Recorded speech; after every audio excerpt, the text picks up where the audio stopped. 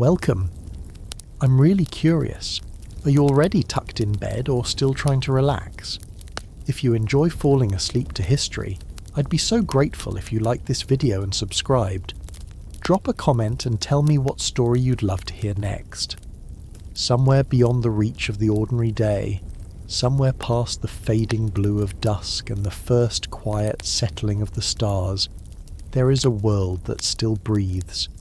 It breathes in the rustle of silver-green olive leaves along a hillside in Attica, leaves that catch the moonlight and turn it into a kind of soft, scattered silver, as though the whole hillside were quietly celebrating something.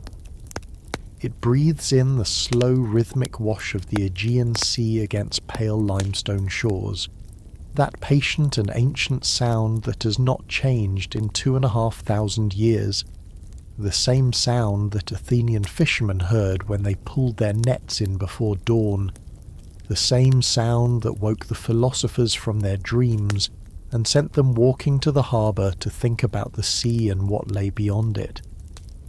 It breathes in the memory of marble columns rising white and impossibly graceful into the warm Mediterranean sky, in the smoke of sacred fires curling upward from stone altars, in the laughter of men who sat beneath fig trees and wondered about the nature of justice, the meaning of the good life, and the proper way to behave in a city full of other human beings who all wanted something slightly different than you did. This world is ancient Greece, and tonight it is very close. Not the Greece of textbooks, cold and factual and distant as a museum exhibit sealed behind glass. Not the Greece of memorized dates and names that blur together in the mind like chalk marks left in the rain, fading before you can read them. Tonight, Greece breathes warm and close, like a story told by a very old and very gentle voice in a room lit by a single oil lamp. The light flickers. The shadows move softly along the painted plaster walls. Outside, beyond the courtyard with its quiet central pool reflecting the moon, you can hear the last sounds of the city settling into itself. A dog barking somewhere in a distant lane. The dry scrape of a wooden shutter being drawn closed against the cooling night air.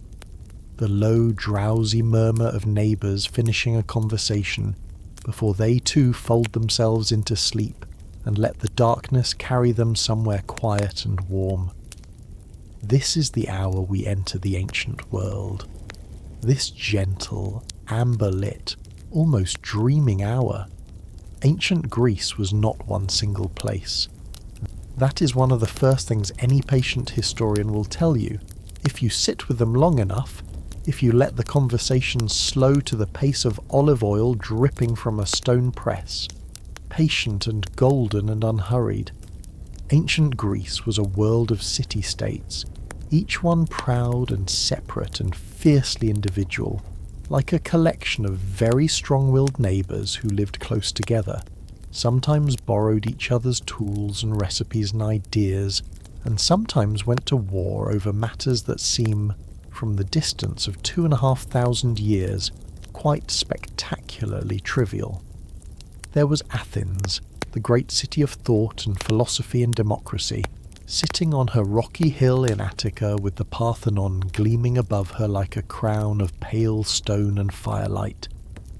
There was Sparta, severe and martial and strangely fascinating, where the laws were so strict and so utterly unlike anything else in the ancient world that they make even the oddest Athenian rule seem gentle and reasonable by comparison. There was Corinth, rich and commercial, famous for her fine pottery and her position on the narrow neck of land between two seas.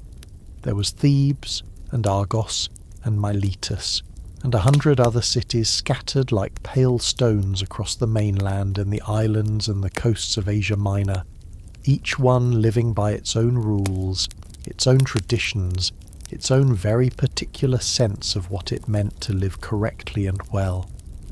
And the laws of ancient Greece are what bring us together tonight, in this quiet hour, with the last light fading and the stars beginning their slow, ancient conversation above us. The laws of ancient Greece are strange and wonderful, and sometimes almost unbelievably peculiar to our modern sensibilities. They governed everything, and I mean everything, with a thoroughness that would make a modern city planner weep with either admiration or despair. They governed what you could plant in your garden and in what quantities. They governed whom you were permitted to marry and under what conditions that marriage could be dissolved. They governed how loudly you were allowed to speak in certain public spaces. They governed how much money you were permitted to spend on a funeral, down to the number of garments in which the deceased could be wrapped, and the number of professional mourners who could walk in the procession. They governed whether you were allowed to keep certain kinds of animals. They governed what kind of clothes you could wear on different occasions. They governed how many cups of wine were appropriate at a dinner party, and what happened if you exceeded that number. They governed the behaviour of slaves, the rights of foreigners, the duties of soldiers, the obligations of priests, and an extraordinary range of other details that, taken together, paint a portrait of a society that was simultaneously very sophisticated and very controlling, very democratic and very rigid, very free in some remarkable ways and almost claustrophobically regulated in others. But perhaps the most remarkable thing about the laws of ancient Greece, the thing that makes them particularly fascinating to contemplate on a quiet night like this one, when the world outside has grown still and the only sounds are the small and comfortable noises of a house breathing in its sleep, is the fact that some of them could get you exiled, not imprisoned, not fined a manageable sum that you could pay and go home and forget about, not publicly shamed, though that certainly happened too, and the Greeks took public shame very seriously, more seriously perhaps than most cultures before or since, but exiled, sent away, required to gather up whatever you could carry and leave the city you'd been born in, the city where your family lived and your friends walked familiar streets, and your whole identity was rooted like an old olive tree in rocky Attic soil, roots going down deep, down through the thin stony layer of civilization and into the bedrock of belonging, required to go and not come back, sometimes for 10 years, sometimes forever, required to become a stranger in a world that had very little patience for strangers, where belonging to a city was everything, where being without a city was a kind of living death. There is something deeply human about this punishment. Exile speaks to one of our oldest and most primal fears, the fear of being cast out, of being separated from the group, of losing the warmth and safety of community, and being left alone in the cold and unfamiliar dark. The ancient Greeks understood this fear with a clarity and a depth that is almost startling. They had a word, atimia, which meant the loss of civic rights, the stripping away of all the dignities and privileges that made you a full member of your city or polis. A man who suffered atimia was not necessarily physically driven from the city, but he became in some sense invisible to it, stripped of the rights and the standing that gave his presence meaning. And there was the practice of ostracism, perhaps the most famous and peculiar form of exile the ancient world ever devised, a process so strange and yet so democratically principled that it continues to fascinate historians and political scientists and careful thinkers to this very day. But we must go slowly. That is the promise of this particular kind of story. We will not rush. We will not hurry through these ancient lanes and past these marble porticos as though we had a train to catch. Instead, we will walk at the pace of the old world itself, the pace of a man who has all morning to cross the agora and stop to talk with 3 different friends and look at the goods displayed in the pottery stalls and pause to watch a group of boys practicing with their javelins in the pale morning light. We will take our time, and in taking our time, we will find that the ancient world reveals itself to us with a generosity and a richness that the hurried traveller always misses. To understand the strange laws of ancient Greece, to truly feel them rather than simply know them as facts, we need to first understand the world in which they were created. We need to feel the warmth of that particular ancient sun, understand the rhythms of that particular ancient life, and appreciate the particular fears and hopes and anxieties of people who were in many ways so much like us, and in other ways so beautifully and mysteriously different. Picture the city of Athens, if you will, in the 5th century before the Common Era. It is early morning. The sun has not yet climbed above the ridge of the Hymettus mountains to the east, but the sky is already brightening from deep violet to a luminous, almost greenish blue that has no name in any language I know except the Greek one. The air smells of baking bread and olive wood smoke and the distant salt tang of the sea which is not far away. You can see it on clear days, that flat blue shimmer of the Saronic Gulf from the higher ground of the city. The streets are beginning to stir. The first sounds of the day filter through the shuttered windows and the blank outer walls of the houses that line the narrow lanes. The houses of Athens were modest things for the most part. The Greeks put their finest materials and their most beautiful craftsmanship into their public buildings, their temples, their stoas, their theatres, their assembly halls, not into their private homes. A typical Athenian house was built around a small central courtyard, open to the sky, with the rooms arranged around it. The walls were often plain whitewashed plaster, cool and simple, and the floors were beaten earth or simple stone. There might be a small altar in the courtyard for the household gods, and a well, and perhaps a fig tree or a grapevine trained over a wooden trellis to provide shade in the fierce summer months. It was a modest, functional kind of beauty. The beauty of things arranged sensibly and lived in honestly, without pretension. Inside these small houses, families woke to the day and prepared themselves to go out into a city that was governed by rules of extraordinary complexity and sometimes extraordinary strangeness. The heart of Athenian life was not the private house but the public space, the agora, the marketplace and gathering place. The great open area in the centre of the city where everything happened, commerce and conversation, politics and philosophy, legal proceedings and social rituals, the buying and selling of fish and pottery and olive oil and cloth, and, perhaps most importantly, ideas. The agora was the pulse of Athens, the place where the city breathed and thought and argued and decided and lived its most essential life. On a typical morning, the agora would be full of people. Merchants setting up their stalls, displaying amphorae of wine and baskets of figs and rows of gleaming bronze vessels. Citizens stopping to talk with friends, gesturing emphatically in that way that southern Europeans have always done, hands moving like birds. Old men sitting in the shade of the colonnaded stoa, watching the world go by with the serene attention of people who have seen enough of it to find it endlessly interesting. Young men gathering around anyone who seemed to have something interesting to say, which in Athens meant gathering around philosophers, because Athens in its golden age had an almost inexhaustible supply of philosophers, each one more certain than the last that he had worked out the fundamental nature of reality, and was prepared to share it with anyone who would stand still long enough to listen.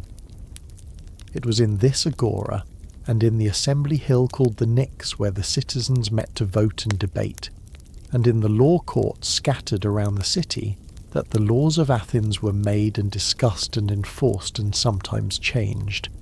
Through a process of democratic participation that was for its time genuinely extraordinary.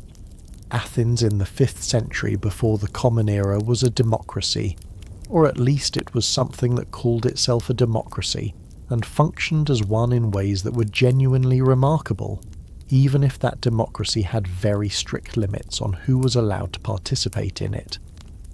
Women could not vote or hold political office, and their lives were in many ways very constrained by the laws we will explore. Slaves, who made up a significant portion of the population, had no political rights at all. Foreigners who lived in Athens, the metics, contributed enormously to the city's economy and culture, but had no say in its governance.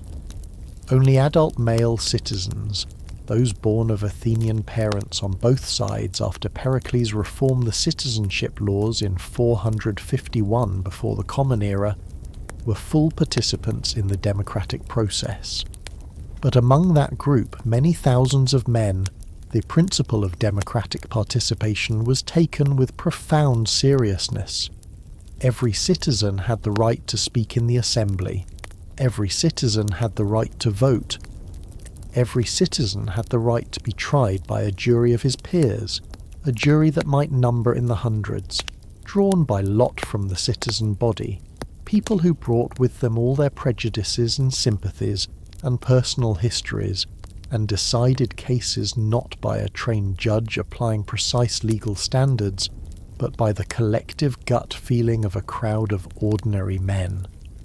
And every citizen, under some of the most unusual laws the ancient world ever produced, could be voted into exile by those same peers, for reasons that sometimes had very little to do with any formal crime at all. The system was democratic in its bones, and strange in its particulars, and it produced results that were sometimes wise, sometimes absurd, and always deeply human. Tonight, we will explore those particulars. We will walk through the strange garden of ancient Greek law, pausing at every unusual bloom, every curious custom, every rule that makes the modern mind blink in surprise, and the historical heart quicken with something between wonder and recognition. Because underneath all the strangeness, underneath the ostraca and the draconian penalties, and the laws about funeral expenses and the regulations about olive trees, there is something deeply recognizable. There are human beings trying to live together, trying to manage the friction and the difficulty and the occasional beauty of sharing a space with other human beings who have their own ideas about how things should be done, trying to build something that works, something that holds, something that keeps the worst human impulses in check, while still leaving enough room for the best ones to breathe and grow. They did not always succeed. Sometimes they failed spectacularly. But they tried, and the trying itself is remarkable, and the record of that trying, preserved in the laws and the histories and the inscriptions cut into stone that archaeologists still find in the Greek earth today, is one of the great human documents. And so we begin. The very concept of written law was, in the ancient Greek world, still a relatively new and somewhat radical idea. For most of human history, the rules that governed human behavior were held in the memories of priests and elders and kings, passed down orally, subject to interpretation and selective emphasis, and therefore naturally tending to serve the interests of whoever happened to be doing the interpreting. Written law changed everything. When you carved the rules into stone and set that stone up in a public place where any literate citizen could read them, you had done something almost revolutionary. You had made the law accessible. You had made it the common property of everyone who could read it, and in a culture that valued education and literacy as highly as Athens did, that meant a great deal of people. You had removed the law, at least in principle, from the exclusive control of those with power, and handed it, again in principle, to the community as a whole. The earliest Athenian laws that history remembers with any clarity are those associated with Draco, who drew up a legal code for Athens around 621 before the Common Era. Draco was what we might today call a magistrate. a man appointed by the city to address a specific problem, in this case the lack of consistent and publicly available legal standards. Before Draco, Athenian disputes were often settled by blood feuds, by clan loyalty, by the particular whims of local aristocrats who had the power and the connections to impose their will. Draco attempted to replace all of this with a written code that would apply, at least in theory, to everyone. The attempt was admirable, the result was famous, but not quite in the way Draco probably intended. Draco's laws were written down and displayed publicly, which was genuinely progressive for the time, but their content was, by almost any standard, breathtakingly severe. The Athenian orator and historian Demades, writing centuries later, observed that Draco wrote his laws not in ink but in blood. The punishment for most offences in Draco's code was death.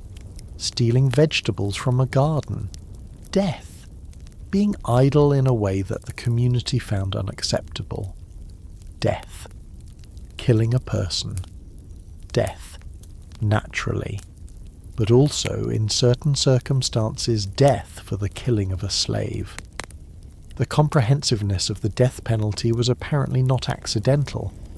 When asked, as the story goes, why he had prescribed death for so many offences, Draco replied with remarkable cheerfulness that small offences deserved death, and for larger offences he had been unable to think of a greater penalty, so they would have to do with death as well. This answer has gone down in history as one of the great examples of a certain kind of lawyerly literalism, an inability to see that the severity of a punishment and its effectiveness as a deterrent are not the same thing. Solon arrived in Athenian political life around 594 before the Common Era, and his approach to law was very different from Draco's. Solon was a poet as well as a statesman, which perhaps explains why he understood human nature with more flexibility and compassion.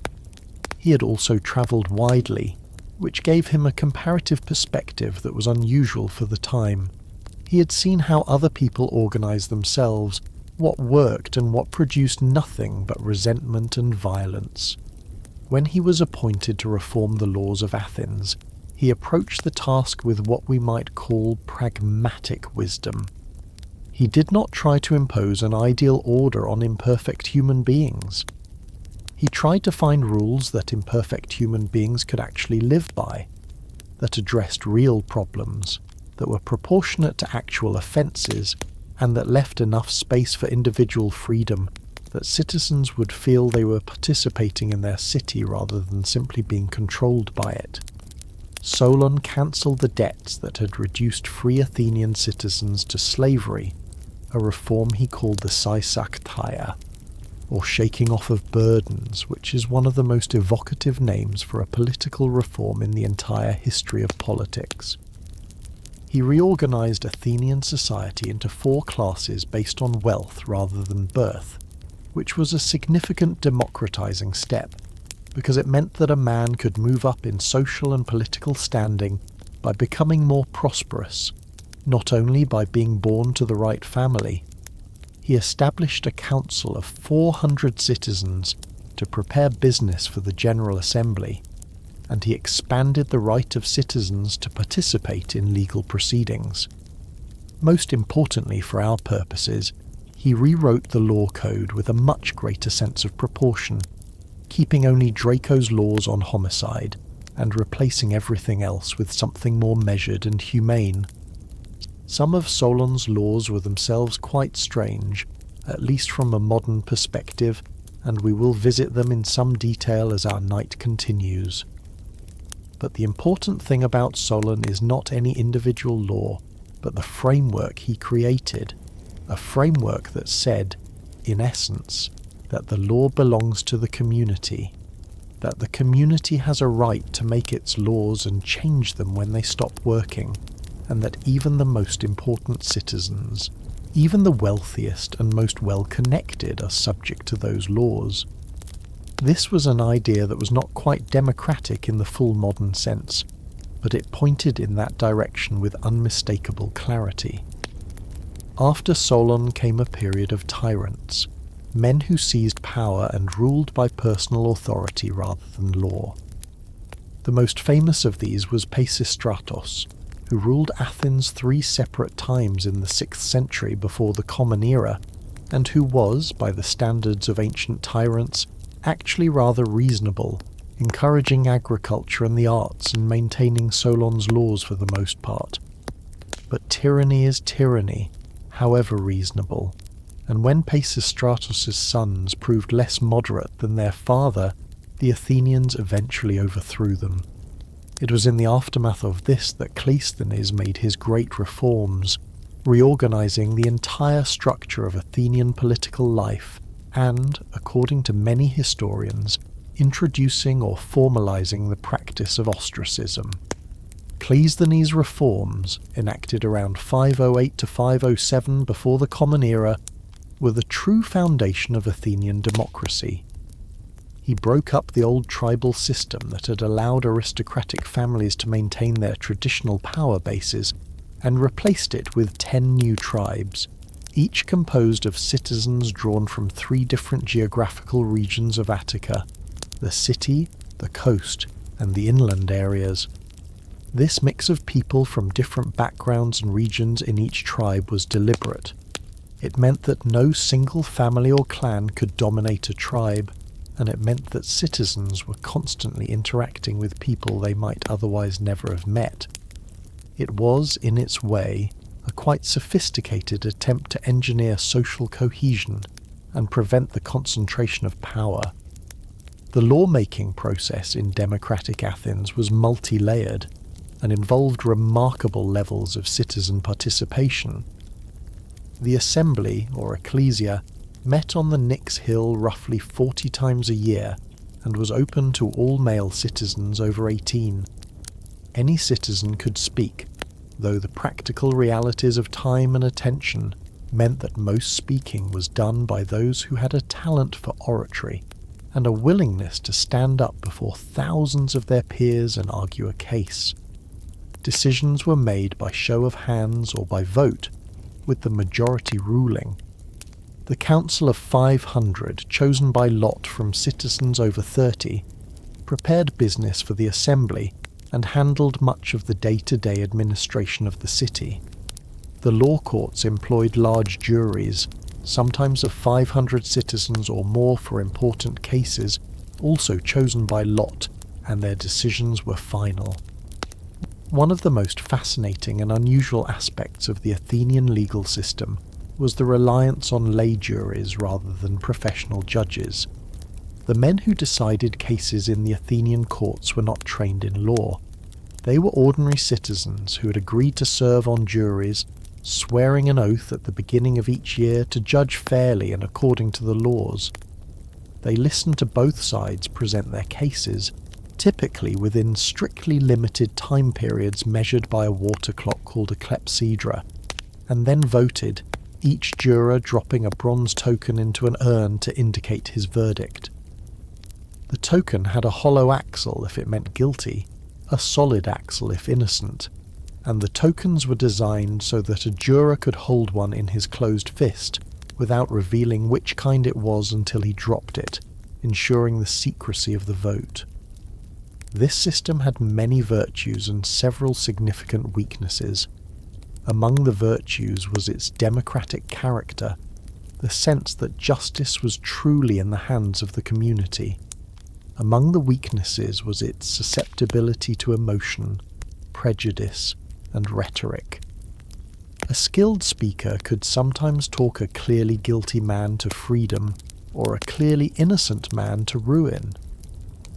We know this because the Greeks themselves complained about it, extensively and eloquently, and some of the greatest philosophical literature of the ancient world is devoted to examining the gap between legal outcomes and true justice. Plato famously was so disgusted by the trial that killed his teacher Socrates that he spent much of his life thinking about whether and how perfect justice could be achieved in the imperfect medium of human institutions. The laws of Sparta, to turn our gentle attention briefly to that other great city, were a very different matter from those of Athens. Where Athens had evolved toward democracy and written law and citizen participation, Sparta had developed in an almost opposite direction, toward rigid hierarchy, military discipline, and a set of customs and regulations so demanding and comprehensive that life in Sparta sometimes seems less like living and more like an extremely rigorous athletic training program that lasted your entire life. The laws of Sparta were attributed to a legendary lawgiver named Lycurgus, about whom so much legend had accumulated by the time serious historians began writing about him that it is now almost impossible to separate the historical man from the mythological figure. Lycurgus, if he existed, and most historians believe there was indeed a historical basis for the legends, reportedly travelled widely and studied the laws of other cultures before coming home and imposing on Sparta a legal and social system of quite extraordinary severity. The Spartan system, which the Greeks called the agoge, began at birth, when state officials examined newborns to determine if they were healthy enough to be raised. Those deemed unfit were left on a hillside or thrown into a chasm, a practice so shocking to modern sensibilities that it's almost impossible to discuss without a sense of profound unease.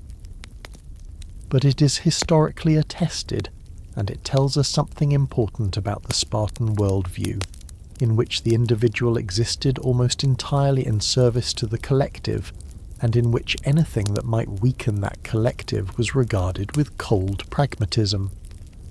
Boys who survived the initial inspection were raised at home until the age of 7, when they were taken from their families and enrolled in the agoge, the state education system, where they lived communally, were trained in physical endurance and military skills, and were deliberately kept hungry, both to toughen them and to teach them to forage and survive on their own.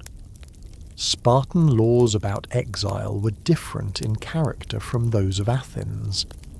In Sparta, a man who failed to live up to the expected standards of courage and military virtue could suffer something called the status of trezants, meaning tremblers, those who had shown cowardice in battle or otherwise failed their military obligations.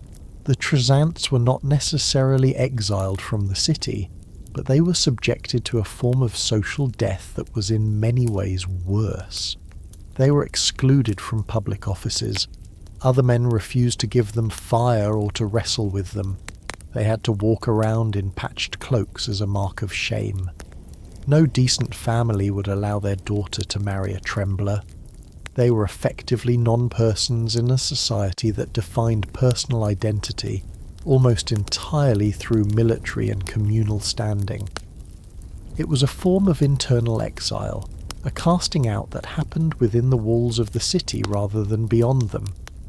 The rich variety of legal traditions across the different Greek city-states, from the democratic complexity of Athens to the military severity of Sparta to the commercial pragmatism of Corinth, makes the history of ancient Greek law a landscape of extraordinary diversity. No two cities were exactly alike in their rules, and the interaction between these different systems, when citizens of different cities met and traded and argued, and occasionally went to war, produced some of the most fascinating legal and philosophical debates of the ancient world. Questions about whether justice was natural or conventional, whether the good is the same everywhere or differs from city to city, whether there were universal human rights or only particular local customs. All of these questions were being asked and argued about in ancient Greece, with a sophistication and urgency that still feels remarkably fresh. Of all the strange and surprising laws that Athens and the other Greek city-states produced over the centuries, none is quite as famous, as peculiar, as quintessentially and wonderfully Greek as the practice of ostracism.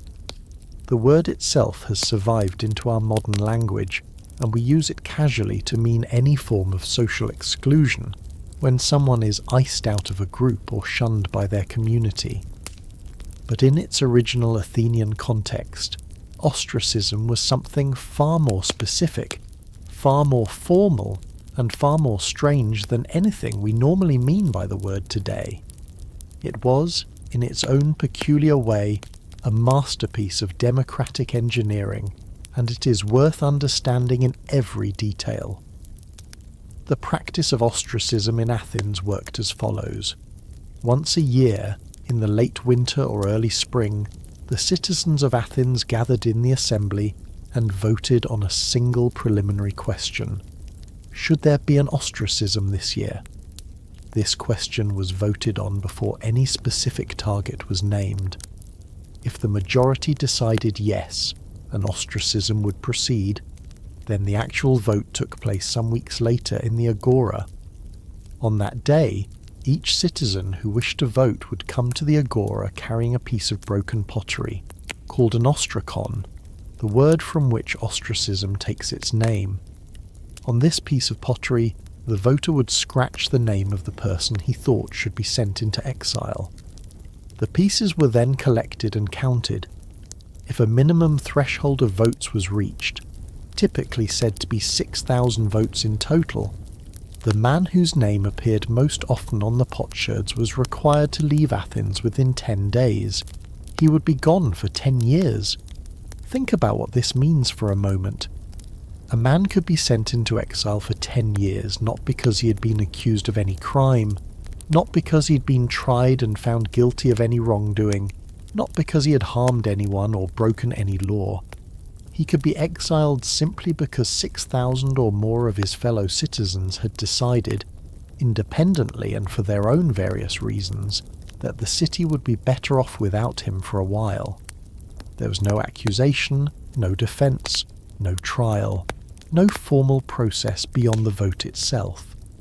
A citizen could walk into the agora on the morning of an ostracism vote as a free and respected member of his community, and walk away from it knowing that he had 10 days to put his affairs in order, say goodbye to his family, arrange for the management of his property and leave. He retained his property and his citizenship, and at the end of 10 years he could return without any stain on his record. But he had to go. The democracy had spoken in its quiet and rather chilling way with broken pieces of pottery. Archaeological evidence for ostracism is remarkably vivid and direct. Thousands of actual ostraka have been found in Athens and other Greek sites. They're small, roughly triangular or rectangular pieces of broken pottery, the kind that would have been lying in abundance around any ancient household or workshop, free for the taking, and on them, scratched in sometimes confident and sometimes hesitant strokes, are the names of the men who were the targets of ostracism votes. Reading the names on these ancient fragments is one of those small historical experiences that can make your skin prickle with the reality of the past. These are not symbols or representations.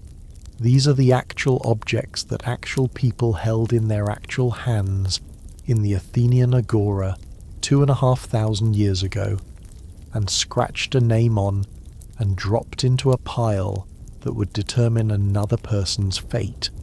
Some of the most interesting archaeological discoveries related to ostracism involve what appear to be pre-prepared ostraka, pottery shards with the same name written on them in a consistent hand, suggesting that organised political groups prepared batches of ostraka for supporters to use in the vote.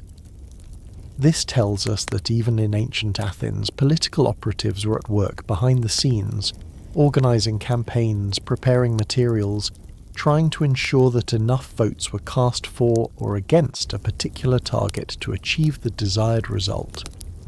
The parallel to modern political campaigning, with its printed ballots and organised voting drives, is both amusing and thought-provoking.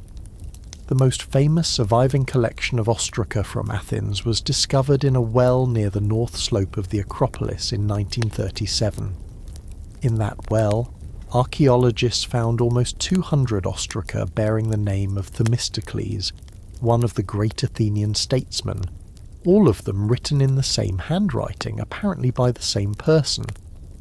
The discovery suggests that a group of Themistocles' political opponents had prepared a batch of ostraca ready for distribution to voters who might not know how to write, or who might be persuaded to accept a pre-written shard rather than scratching a name themselves. Whether this constitutes a form of ancient electoral fraud, or simply ancient political organisation, depends somewhat on one's point of view. Ostracism was not invented arbitrarily. It was, as we noted, attributed to Cleisthenes, or to the period immediately following his reforms, and its purpose seems to have been quite specific and, in its way, rather thoughtful. The great danger that the newly democratic Athens faced in the late 6th and early 5th centuries before the Common Era was the danger of tyranny. The tyrants had been overthrown, but the possibility of another tyrant rising was very real. The democratic system was new and fragile, and a man who became too popular, too powerful, too dominant in the public life of the city, represented a genuine threat to it, not necessarily because that man was evil or had tyrannical intentions, but simply because concentrated personal power, wherever it exists, tends to grow and to reshape the institutions around it. Ostracism was democracy's preemptive strike against this danger. It was a way of saying to any man who was rising too high, "We appreciate your contributions, we recognize your abilities, but you have become too large for our city to feel comfortable. Please take 10 years elsewhere and let the city breathe." This logic was genuinely sophisticated. It addressed a real problem that democratic systems have always faced, the problem of what to do with exceptionally powerful individuals who are not criminals and cannot fairly be accused of wrongdoing, but whose influence is beginning to distort the democratic process. Modern democracies have struggled with this problem, with term limits and campaign finance laws and various other institutional mechanisms, none of them entirely satisfactory. The Athenians solved it, or attempted to solve it, with broken pottery. There is something almost poignantly practical about this. Other strange laws of Athens that could lead to exile or severe punishment covered an enormous range of human behaviour. One category that consistently surprises modern readers is the group of laws around religious impiety, or a sebeia. In Athens, it was possible to be prosecuted for impiety, for failing to believe in or properly honour the gods of the city. This might seem, from a modern perspective with its notions of freedom of conscience and separation of religion from the state, almost impossibly restrictive. But we need to understand what impiety meant in the Athenian context before we rush to judge it too harshly. For the Athenians, the gods were not merely personal spiritual beliefs. They were part of the civic fabric. The great festivals, the Panathenaea and the Dionysia and the Thesmophoria, and dozens of others, were not just religious observances but also the occasions for theatre and athletic competition and communal feasting, and the reinforcement of civic identity. The temples were the most important public buildings in the city, the repositories of sacred objects, treasuries, and places of communal gathering. The priests and priestesses of the various cults were public officials in a very real sense. When someone disrupted a religious ceremony, or publicly expressed contempt for the gods, or was accused of introducing foreign gods without proper authorization, they were not simply expressing a personal opinion. They were, in the Athenian view, attacking the foundations of civic life itself. The most famous victim of the impiety laws was Socrates, who was tried and convicted in 399 before the Common Era on charges of failing to acknowledge the gods the city acknowledged, introducing new divine beings, and corrupting the youth of Athens.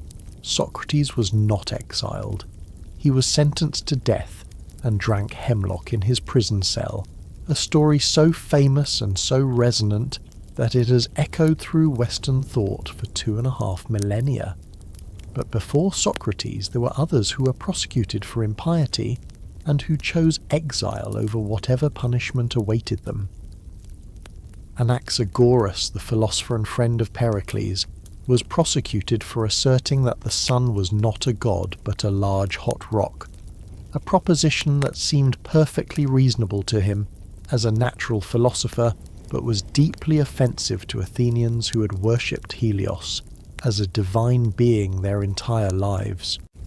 Anaxagoras escaped to Lampsacus, a city in Asia Minor, where he lived out the rest of his days in philosophical work. Diagoras of Melos, the poet, was accused of such flagrant impiety that a reward was reportedly offered for his capture, and he too fled into exile. There were laws in Athens about farming that seem unusual to modern ears. One of the most interesting was a law that apparently restricted the planting and uprooting of olive trees. The sacred olive trees of Attica, the Morii, were considered to be connected in some way to Athena herself, the divine founder and protector of the city. Harming or uprooting one of these sacred trees was a serious offence. There is a famous legal case, the speech against Nicomachus, in which a man was prosecuted for allegedly uprooting an ancient olive stump from his own property. The prosecution argued that the stump was a sacred olive, the Morios, and that its removal was not merely a property matter, but a religious and civic offence. The defendant argued that there had never been any olive tree on the spot in question, only a stump of obscure origin. The case illustrates how the boundaries between private property rights and civic and religious obligations could become almost impossibly tangled in Athenian law. There were laws about the treatment of parents that could result in serious penalties. A son who failed to care for his aging parents, who did not provide them with food, clothing, and a proper burial when they died, could be prosecuted. This law, attributed to Solon, reflected a genuine social concern. In a world without old age pensions or public welfare systems, elderly parents were almost entirely dependent on their children for survival. The law was an attempt to enforce what was also a very strong social norm, the expectation that children would honour and care for their parents. But the interesting thing is that this obligation was enshrined in law, meaning that the state took an interest in how you treated your own family, within your own household, in what modern sensibilities would consider strictly private matters. The boundary between public and private that we moderns take for granted simply did not exist in the same way in ancient Athens. There were also laws about what we might today call electoral corruption, but which in Athens took forms that seem strange to us. A man who attempted to bribe voters, or who proposed laws in the assembly while in a state of debt to the public treasury, could face serious penalties. There was a category of offence called graphiparanomen, the prosecution of a man who had proposed a law in the assembly that was unconstitutional or contrary to the existing laws of the city. This was a remarkably sophisticated legal mechanism. It meant that even after a law had been passed by a majority of the assembly, it could still be challenged on the grounds that it conflicted with earlier legislation or violated fundamental principles. A man who proposed such a law could be prosecuted, and if convicted could face severe penalties including fines and, in extreme cases, loss of civic rights. One category of Athenian law that consistently startles modern readers is the group of regulations around what we might call social display or conspicuous consumption. Solon in particular was very interested in limiting the ability of wealthy families to use their money to create a gulf between themselves and ordinary citizens. He placed limits on the size and cost of funerals, specifically banning the sacrifice of oxen at the tomb, and restricting the number of mourning women who could participate in funeral processions. He placed limits on the kinds of grave goods that could be buried with the dead. These sumptuary laws, as historians call them, were in part a practical response to the waste of resources that elaborate funeral ceremonies represented, but they were also a statement of democratic values. Your money does not give you the right to display yourself as fundamentally superior to your fellow citizens. There were laws about silence as well as about speech. A man who refused to participate in civic life, who did not vote, who did not serve on juries when called, who retreated into a purely private existence and took no interest in the public affairs of the city, could face a form of disapproval that had legal teeth. The Greeks had a word, idiots, from which our word idiot derives, but which originally meant simply a private person, someone who concerned himself only with his own private affairs rather than with the common good. In Athens, being an idiot was not merely foolish. It was a kind of civic failure, a violation of the implicit contract that said, you benefit from living in this city, and in return you owe the city your participation and your attention. The degree to which this expectation was formally enforced varied, but the underlying philosophy was clear, and it produced some laws and some social pressures that would seem breathtakingly intrusive to the modern citizen who values privacy above almost everything else. Marriage laws in Athens were complex and in some ways quite surprising. Solon apparently allowed a man who had no natural heirs to adopt a son, which was a significant property and succession provision.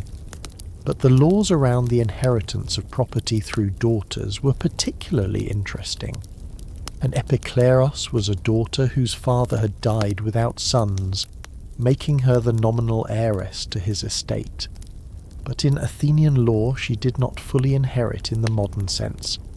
Instead, the closest male relative on her father's side had the right and the legal obligation to marry her, or if he already had a wife, to arrange her marriage to another close male relative. The purpose was to keep the property within the extended family, which made economic sense in a world where family wealth was the primary safety net for everyone. But it also meant that a woman could find herself legally required to dissolve an existing marriage and marry a much older relative, or could be married off to a stranger on the basis of blood relationships with very little agency in the matter. Let us linger a little longer with the ostraka, because they deserve our careful attention. There is something almost meditative about imagining the process of an ostracism vote in ancient Athens. The whole city knew it was coming. In the weeks before the vote, the city would have been buzzing with conversation, whispered in doorways and spoken plainly in the agora about who the likely target was. Because ostracism, despite its seemingly arbitrary nature, was always directed at someone specific, someone who had risen to such prominence in Athenian public life that a significant portion of the citizen body had decided they were simply too powerful, too dominant, too much. The target was usually obvious in advance, or at least the short list of potential targets was obvious, and the political manoeuvring and alliance building in the weeks before the vote would have been intense and fascinating. On the day of the vote itself, the agora would have been transformed. Wooden barriers were erected to create an enclosed voting area with 10 entrances, one for each of the 10 Athenian tribes. Each citizen entered through his tribe's entrance carrying his ostrakon. The piece of pottery he carried was typically a shard from an amphora, or a drinking vessel, the kind of fragment that lay in every household courtyard and street corner in the ancient world. Ancient Athens was full of broken pottery. It was virtually free and universally available, which was part of the point. This was not a vote that required any special equipment or any expenditure. Any citizen could participate. The citizen who had decided to cast a vote would scratch or paint the name of his chosen target on the pottery shard, sometimes adding insults or descriptive phrases, sometimes simply the name. Some surviving ostraca show very confident, practiced lettering, suggesting that the voter was highly literate and had scratched names on pottery before. Others show hesitant, laboriously formed letters, suggesting someone less practiced with writing, perhaps using a technique he had been taught specifically for this purpose. A few ostraca have been found with no name on them at all, just scratches or marks, which archaeologists and historians interpret in various ways, some suggesting these were trial attempts or practice pieces, others that they were intentionally blank protest votes.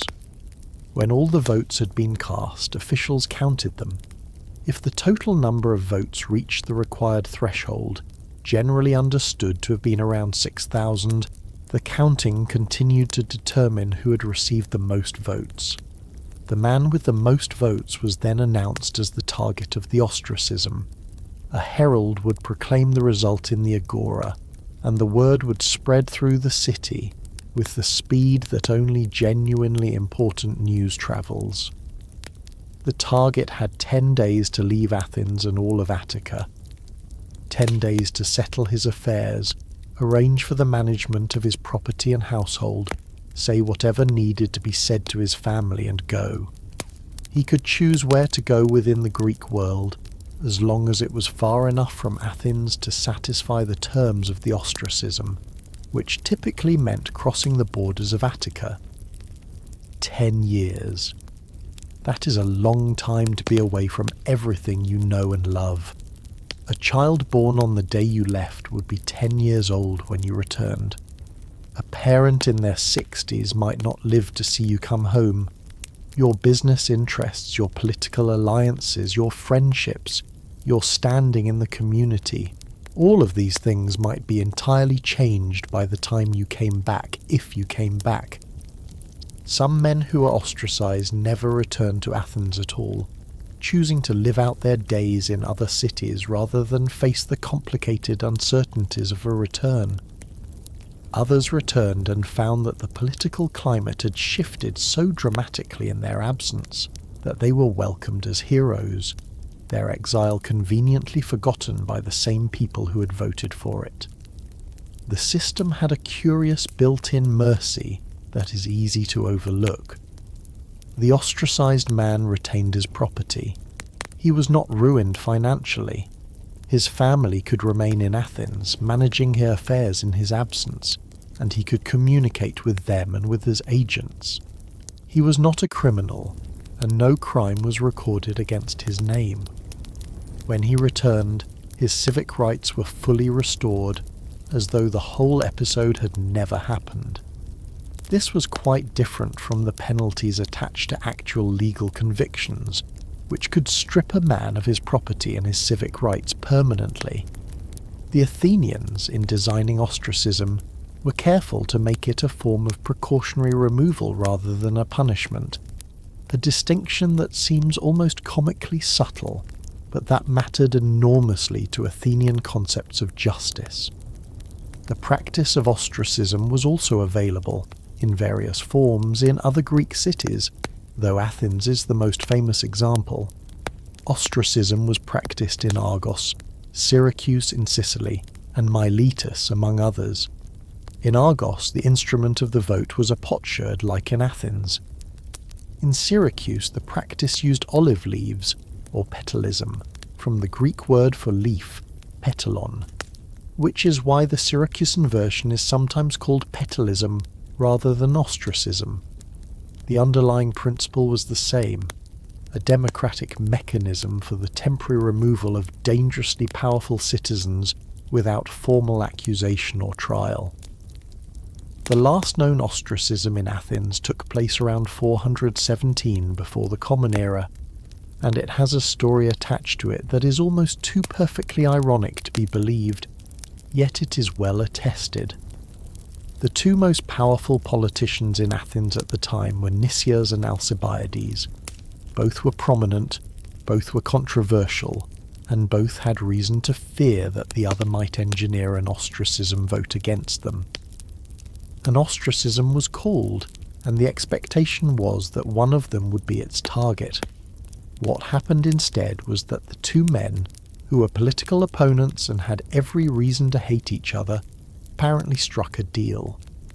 They would cooperate to direct the ostracism vote against a third man, a demagogue named Hyperbolus, who lacked the stature and the connections of either Nicias or Alcibiades. The plan worked. Hyperbolus was ostracized. But the Athenians were so disgusted by this cynical manipulation of the process, by the spectacle of two great men using the democratic mechanism of ostracism to dispose of a lesser rival, rather than to serve its intended purpose of checking the excessive power of the great, that the institution of ostracism was never used again. The last ostracism killed the practice. Athens had had enough. What does the story of Hyperbolus tell us? It tells us that the Athenians, for all the imperfections of their democracy, had a genuine sense of what their democratic institutions were for, and an equally genuine sense of when those institutions were being abused.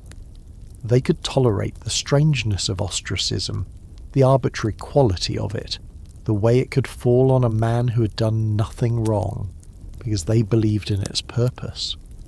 But when the purpose was clearly being subverted, when the mechanism was being used not to protect democracy, but to advance the private interests of the powerful, they rejected it. The Athenians cancelled their own strangest and most famous legal practice, not because it had failed, but because they felt it had been corrupted beyond redemption. There is something admirable in that. What did it actually feel like to live in a city where one wrong word, one strange action, one unpopular opinion, or simply the misfortune of being too successful, could send you away from everything you knew? It is a question worth sitting with quietly, because the answer is not simple. It is not the answer of fear and oppression, though those elements were certainly present for some people at some times. It is something more nuanced, more particular to the ancient Greek character, which was simultaneously deeply social and deeply agonistic, meaning deeply competitive, deeply committed to the idea that excellence was achieved through contest, and that the public world was the arena where a man's true quality was tested and displayed. The ordinary Athenian citizen going about his ordinary day was probably not in constant fear of exile or prosecution. Most people lived unremarkable lives and were never touched by the more dramatic legal mechanisms we have been discussing. They paid their taxes, they served on juries when called, they participated in the festivals, they tended their land or practiced their trades, they raised their children and honoured their parents, and buried their dead within the limits set by Solon's funeral regulations, and they were never ostracized because they were never prominent enough to be noticed. The strange laws were mostly problems for the prominent, the powerful, the successful, the conspicuous. For an ordinary man, a farmer or a potter or a cobbler, the most pressing legal concerns were probably the mundane ones: property disputes with neighbours, debts, the laws about market conduct, the obligations of military service. But even for the ordinary citizen, the legal fabric of the city was woven so tightly into daily life that its presence was always felt, even when it was not directly threatening. The laws about funerals meant that when your father died, you had to think carefully about how to honour him within the prescribed limits, balancing the demands of grief and love and public respect for the dead against the regulations that said you could not spend too much, could not display too much, could not make too great a show of family wealth and family feeling. The laws about caring for parents meant that even as you went about your daily business, there was a civic dimension to your relationship with your own family, a sense that the community had an interest in how you treated those closest to you. The agora itself was a place where the legal fabric of the city was constantly visible. There were officials called agoranomoi, market inspectors, whose job was to ensure that weights and measures were accurate, that goods were not falsely labelled, that the rules of market conduct were followed. There were sitophilakes, grain guardians, who monitored the price and quality of grain to prevent profiteering and fraud. There were officials who inspected the quality of silver coins to prevent counterfeiting.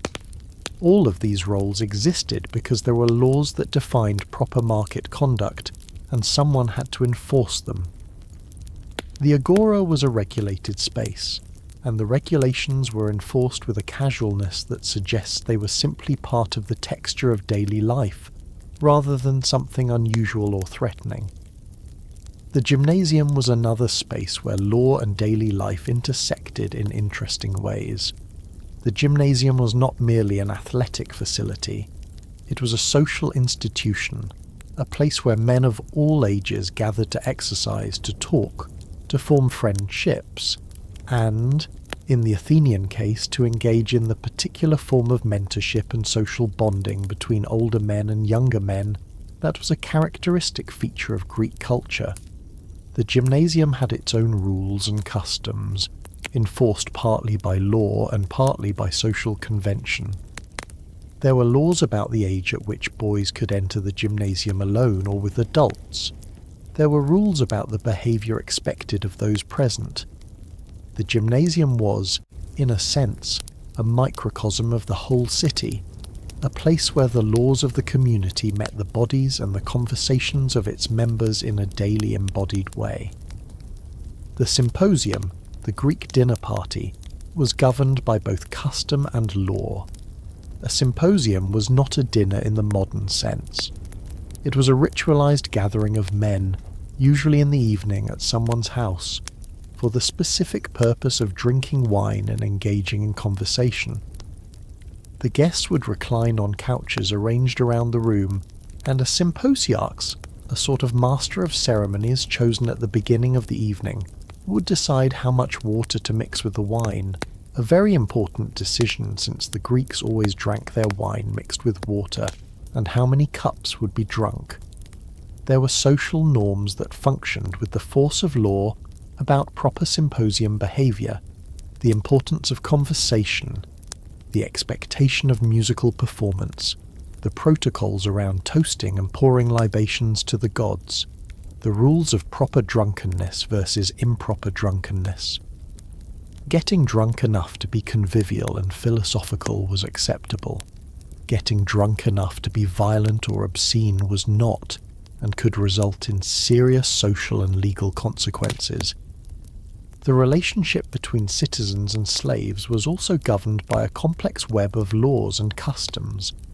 Athens had a very large slave population, perhaps comprising 1/4 to 1/3 of the total population, and the laws that governed the treatment of slaves were in some ways surprisingly nuanced. Slaves could not be killed by their masters arbitrarily. There was a law protecting slaves from certain forms of excessive violence, and slaves who felt they were being treated too harshly could seek sanctuary in a temple and demand to be sold to a new master. This was not a generous provision by modern standards, since it still left the slave in bondage, but it was a recognition that there were limits to what could be done to another human being, even if that human being was technically property. The position of women in Athenian law was complex and, from a modern perspective, quite constrained. Women in Athens, particularly respectable citizen women, were expected to remain largely within the household. They could not vote, could not participate in political life, and had very limited legal capacity in their own right. In most legal matters, a woman was represented by her kyrios, her legal guardian, who was first her father, then her husband, then her son or other male relative. A woman could not enter into contracts on her own. She could not inherit property in the straightforward way a man could. The laws about women's behaviour in public were quite strict. A respectable woman out of her house was expected to be accompanied by a slave or other companion, to dress modestly to avoid drawing attention to herself. And yet the picture is not entirely bleak. Women played essential roles in the religious life of the city, serving as priestesses in some of the most important cults, including the cult of Athena Polias, the protectress of the city. Women were the primary participants in certain festivals, including the Thesmophoria, a festival of Demeter that was exclusively female and from which men were categorically excluded. Women managed their households with real authority, overseeing the work of slaves, managing food supplies and domestic production, raising children, and in many cases contributing substantially to the family's economic life through weaving and other crafts. The laws that constrained women also, paradoxically, gave them a defined and honoured role in the domestic sphere, even if that sphere was far too small by modern standards. The metics, the resident foreigners who lived and worked in Athens, occupied a particularly interesting legal position. They were required to register with the city and to pay a special tax called the metoikion, a monthly payment that acknowledged their special status. They were required to have a citizen patron who would represent their interests in legal matters. They could own property, run businesses, and in some cases achieved considerable wealth. Some of the most important figures in Athenian cultural and intellectual life were metics. The philosopher Aristotle, who came from Stagira in Macedonia and spent much of his career in Athens but was never a citizen. The orator Lysias, a metic of Syracusan origin who became one of the most celebrated speechwriters in Athens. But metics could not vote, could not hold political office, and were in some legal matters at a distinct disadvantage compared to citizens. The daily reality of these legal distinctions was probably felt most keenly at moments of crisis or conflict. In ordinary daily life, a metic who was prosperous and well-connected might not feel his second-class status acutely, but the moment a serious dispute arose, the moment he needed to navigate the legal system, the absence of full citizenship became urgently apparent. The friend who would speak for him in court, the patron who served as his legal representative, these were not merely formalities but genuine necessities, and a metic without good citizen connections was dangerously vulnerable to exploitation and injustice. The law acknowledged this vulnerability but did not fully address it, which is why the position of the metics is one of the morally complicated areas of Athenian democracy, a system that was simultaneously genuinely extraordinary in its democratic principles and quite limited in its application of those principles. There is something that can only be called poignant about the famous cases of exile in ancient Greece, something that makes us feel the human reality behind the laws and the procedures and the pottery sherds. These were real people, walking out of real cities with real feelings of loss and anger and bewilderment, heading toward real destinations that were familiar in some ways and utterly foreign in others. The stories of the exiles of ancient Greece are, at their heart, stories about the terrible and clarifying experience of losing the place you belong to, and what that loss reveals about the nature of belonging itself. Perhaps the most striking case is that of Aristides, called Aristides the Just. Aristides was an Athenian statesman of the early 5th century before the Common Era, renowned for his integrity, his fairness, and his consistent commitment to principle over political advantage. He was by all accounts genuinely admirable, perhaps uncomfortably so, the kind of man whose virtue makes others feel implicitly criticised simply by his presence. He was also politically prominent enough and associated with a conservative faction in Athenian politics that made him a target for the populist forces led by Themistocles. The ostracism of Aristides took place around 482 before the Common Era, in the charged political atmosphere before the Great Persian invasion that would test Athens to its foundations. There is a story about it, preserved by Plutarch, that is one of the most famous anecdotes in all of ancient history. On the day of the ostracism vote, an illiterate man from the country, who did not know Aristides by sight, came up to him in the agora and asked him to scratch a name on his ostracon for him. Aristides asked whose name he should write. The man said, "Aristides." Aristides asked him whether Aristides had done him any wrong. The man said no, that he had never even met the fellow, but that he was tired of hearing him called the just everywhere he went. Aristides said nothing. He took the man's ostracon and quietly scratched his own name on it. Whether this story is literally true is impossible to say with certainty. Plutarch was writing several centuries after the events he describes, and the anecdote has the slightly too perfect quality of a tale that has been polished by repeated telling. But it rings true to something essential about the character of Aristides as his contemporaries understood him, and it captures something equally essential about the nature of ostracism, the way it could be directed not at genuine wrongdoing, but at something as simple and as understandable as the ordinary human impatience with sustained excellence, the irritation of living next to a man who is always right. Aristides went into exile and spent his time in Aegina. When the Persians invaded Greece in force 2 years later, the Athenians recalled the ostracized because they needed every good man they could find. Aristides returned and served with distinction at the Battle of Salamis and later at Plataea. His reputation for justice was so thoroughly established that he was appointed to assess the tribute contributions of the Greek allies to the Delian League after the Persian Wars. He is said to have died in poverty, because he had been too just to enrich himself from public service. Themistocles, the great architect of Athenian naval power and the man most responsible for the Greek victory over Persia at the Battle of Salamis in 480, had a more dramatic and in some ways more tragic story.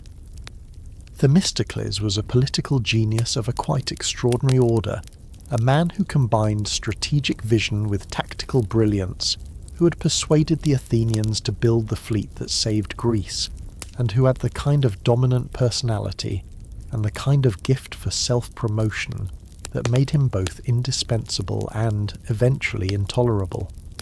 He was ostracized around 470 before the Common Era, after the immediate threat of Persia had receded, and Athenian politics had shifted in ways that left him exposed and without sufficient allies. But the story of Themistocles does not end with ostracism. After his initial exile from Athens, he continued to live in the Greek world for some years, moving between cities. Then accusations arose, apparently not entirely without basis, that he had been in treasonous contact with the Persians. Athens and Sparta combined to pursue him, and Themistocles found himself a fugitive, moving from city to city, seeking sanctuary wherever he could find it. In Argos, in Corcyra, in Epirus, he was either refused shelter or forced to move on as Athenian and Spartan pressure made his hosts unwilling to harbour him. Finally, in desperation, he made the extraordinary decision that would define the last part of his life. He went to Persia. He presented himself to King Artaxerxes I, the son of the Xerxes he had helped defeat at Salamis, and appealed for sanctuary. The Persian king received him. More than that, he was apparently fascinated by him, and gave Themistocles 3 cities in Asia Minor to govern, providing him with the income and the status of a minor Persian official. Themistocles lived out his last years there, reportedly learning Persian fluently, wearing Persian dress, and assimilating himself to his new home with the same adaptability that had always been his greatest strength and his most controversial quality. He died, perhaps around 459 before the Common Era, in Magnesia on the Maeander, a Greek city that was part of his Persian grant. Later, Greeks told stories that he had been asked by the Persian king to lead a Persian expedition against his former homeland, and had refused, dying instead by drinking bull's blood. The story is probably not literally true, but it preserves something of the aching contradiction of his last years, a man who had saved Greece living comfortably among her old enemies, remembered at home as both a hero and a traitor. The exile of Alcibiades is one of the most dramatic stories in all of ancient history, and it involves not one but several exiles, each more complicated than the last. Alcibiades was a ward of Pericles, the ward of the greatest democratic statesman Athens ever produced, and he grew up to be brilliant, beautiful, utterly reckless, and one of the most controversial figures of the 5th century. He was the kind of man who seemed to have been designed specifically to both fascinate and infuriate everyone around him. He was a military and political leader of genuine ability, charming and persuasive, and capable of extraordinary feats of physical endurance and tactical genius, but also completely undisciplined, morally flexible to the point of amorality, and apparently incapable of the kind of sustained loyalty to anything beyond his own interest that genuine statesmanship requires. In 415 before the Common Era, Alcibiades was a principal advocate for the Sicilian expedition, Athens' spectacularly ambitious and ultimately catastrophic plan to invade Sicily, defeat Syracuse, and use the resources of the Western Mediterranean to strengthen Athens' position in the Great Peloponnesian War against Sparta. On the eve of this expedition, a shocking act of sacrilege occurred in Athens. During the night, persons unknown went through the city and mutilated the Hermes, the stone pillars topped with carved heads of the god Hermes that stood at street corners and doorways throughout Athens. These Hermes were not merely decorative, they were sacred, associated with good luck for journeys and with the protection of houses and neighbourhoods, and their mutilation was an act of impiety that sent a wave of terror and outrage through the city.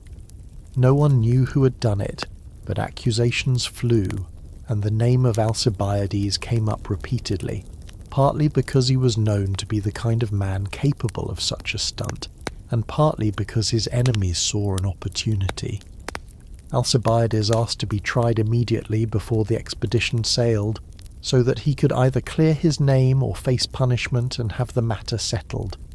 His enemies refused, calculating that it was better to let him sail, and then recall him after he was too far away to easily defend himself. The expedition sailed. Alcibiades went with it as one of its 3 commanders, and then, as his enemies had planned, a ship came from Athens recalling him to face trial. Instead of returning to Athens, Alcibiades fled. He went to Sparta, Athens' great enemy, and offered them his services. He helped the Spartans in several ways that were deeply damaging to Athens, including advising them on how to establish a permanent fortified post in Attica that would cut off Athenian access to their own countryside for much of the year. Athens condemned him to death in absentia, and a priest formally cursed him. But the story continues to twist. Alcibiades eventually fell out with his Spartan hosts, partly because of a rumour, possibly true, that he had seduced the Spartan king's wife. He fled to Persia. Then, in one of the most extraordinary reversals in ancient history, the Athenian fleet at Samos invited him back and asked him to become their leader. He returned to Athens in 407, having been formally recalled and having his condemnation officially annulled. He was given command of the fleet and for a brief time seemed to be on the verge of the brilliant success that had always seemed to be just beyond his reach. Then a subordinate admiral lost a battle, and the political winds turned against Alcibiades again. He went into voluntary exile in the Chersonese. He was later murdered in his house in Asia Minor, possibly at the instigation of the Persians or the Spartans or both. Wrapped in the burning ruins of the house his enemies had set on fire, dying as dramatically as he had lived. Cimon, the great Athenian general and statesman of the early 5th century, was ostracized around 461 before the Common Era, largely because of his enthusiastic support for Sparta, which was at that time deeply unpopular in Athens. Cimon had led an Athenian expedition to assist Sparta in suppressing a revolt of the Helots, the Spartan serf population, and had been humiliatingly dismissed by the Spartans, who decided they did not want Athenian help after all and sent Cimon home. The embarrassment of this dismissal gave his opponents in Athens, particularly Ephialtes and the young Pericles, the political ammunition they needed to push through his ostracism. Cimon went into exile, but like Aristides before him, he was recalled before his 10 years were up, when Athens needed him in a military emergency. He died on campaign in Cyprus around 450, still fighting for his city, the exile apparently forgotten or forgiven. The exile of Xenophon, the historian and soldier, is perhaps the most personally revealing of all the Greek exiles, because we have Xenophon's own writings to tell us what it felt like. Xenophon was exiled from Athens around 399 before the Common Era, partly because of his association with Socrates, who had just been executed, and partly because of his participation in the military expedition of Cyrus the Younger against the Persian king, which Athenian authorities viewed as a hostile act. Xenophon went on to serve Sparta, which deepened his estrangement from Athens, and he eventually settled at Scyllus in the Peloponnese on an estate given to him by the Spartans. He spent years there, farming and writing and hunting and raising his children in a kind of peaceful exile that seems to have genuinely suited him. His writings about the 10,000, the Greek mercenaries stranded in Persia, and about Socrates and about Sparta are all coloured by his outsider's perspective, the perspective of a man who loved Athens deeply but could not live there, and who found in his exile a different kind of home. When we look at the strange laws of ancient Greece from a distance, it is easy to fall into a kind of condescension, a modern smugness that sees the ancient rules as quaint, as backward, as obviously wrong in ways that we in our more enlightened age would never replicate. We should resist that temptation. The laws of ancient Greece, however strange they appear to us, were created by intelligent people grappling seriously with genuine problems. They were the products of centuries of social experimentation, of trying things and watching what happened, of adjusting and revising in response to actual experience. They were not perfect, but they were not foolish. And behind almost every strange rule there is a logic that, once you understand the world it was trying to address, makes a kind of sense. The logic behind ostracism, as we have discussed, was the logic of democratic self-preservation. Athens was a city that had been ruled by tyrants within living memory, and the fear of tyranny was not abstract or theoretical. It was grounded in actual experience of what personal autocratic rule looked like and felt like, and the Athenians had found it intolerable enough to fight and bleed to end it.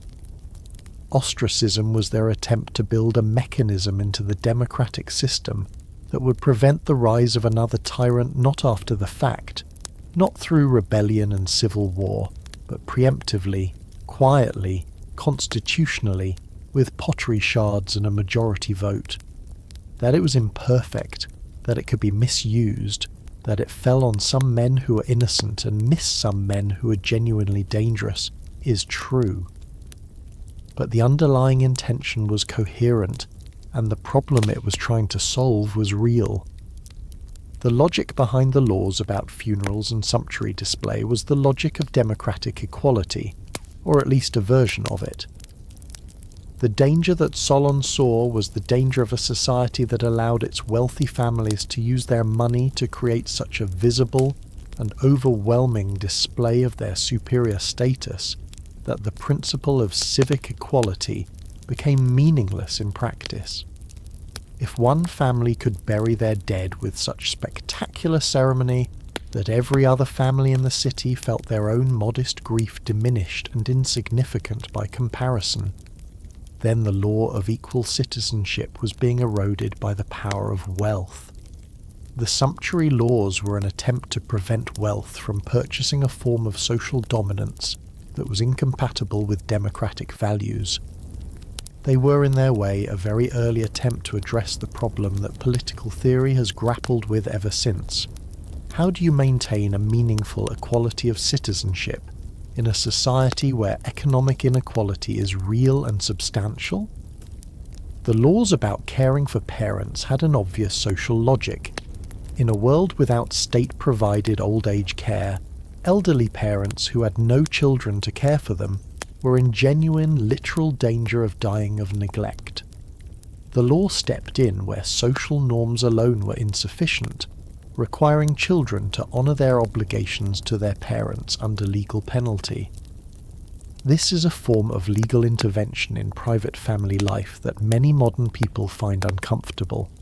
But in the context of a world without social safety nets, it addressed a real and pressing human need. The Greeks were also, it should be noted, operating within a worldview that placed enormous emphasis on proper treatment of the dead.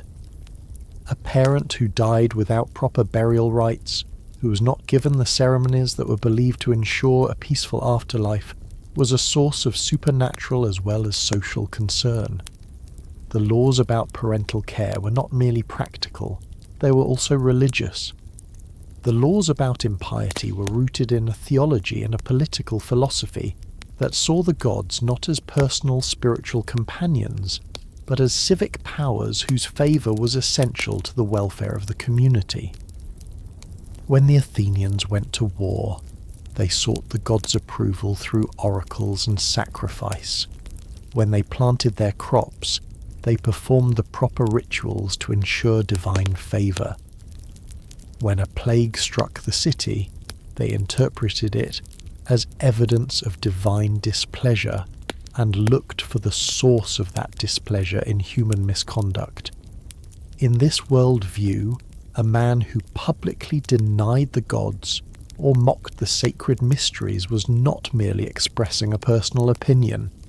He was potentially poisoning the city's relationship with the supernatural powers on which its survival depended. The impiety laws were, from this perspective, a form of public health legislation, an attempt to prevent the spiritual equivalent of contaminating the water supply.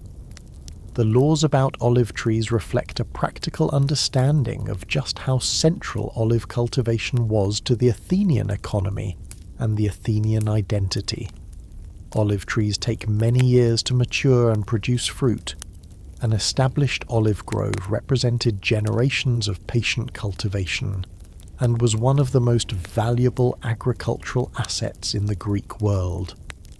Olive oil was used for cooking, for lighting, for bathing, for athletic competition, for religious rituals, and as a major item of trade.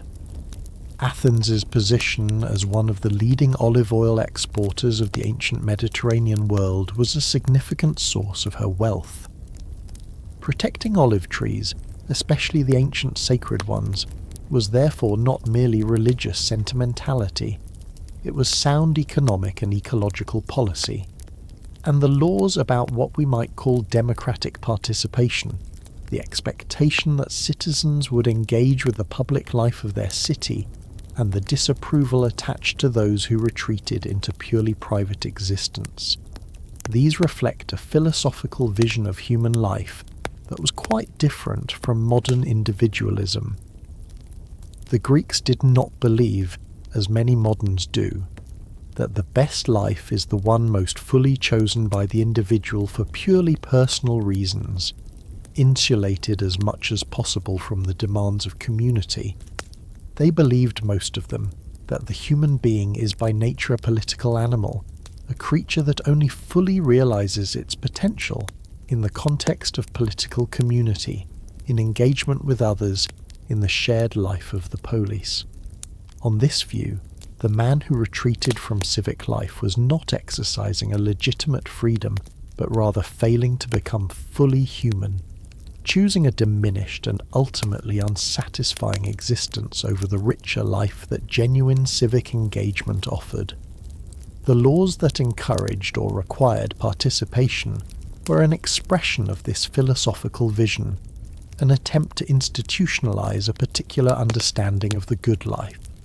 None of these rationales make the strange laws entirely palatable to modern sensibilities. We believe in freedoms of conscience and expression that the Athenians would not have fully recognized. We believe in privacy and personal autonomy in ways that the Greeks would have found puzzling.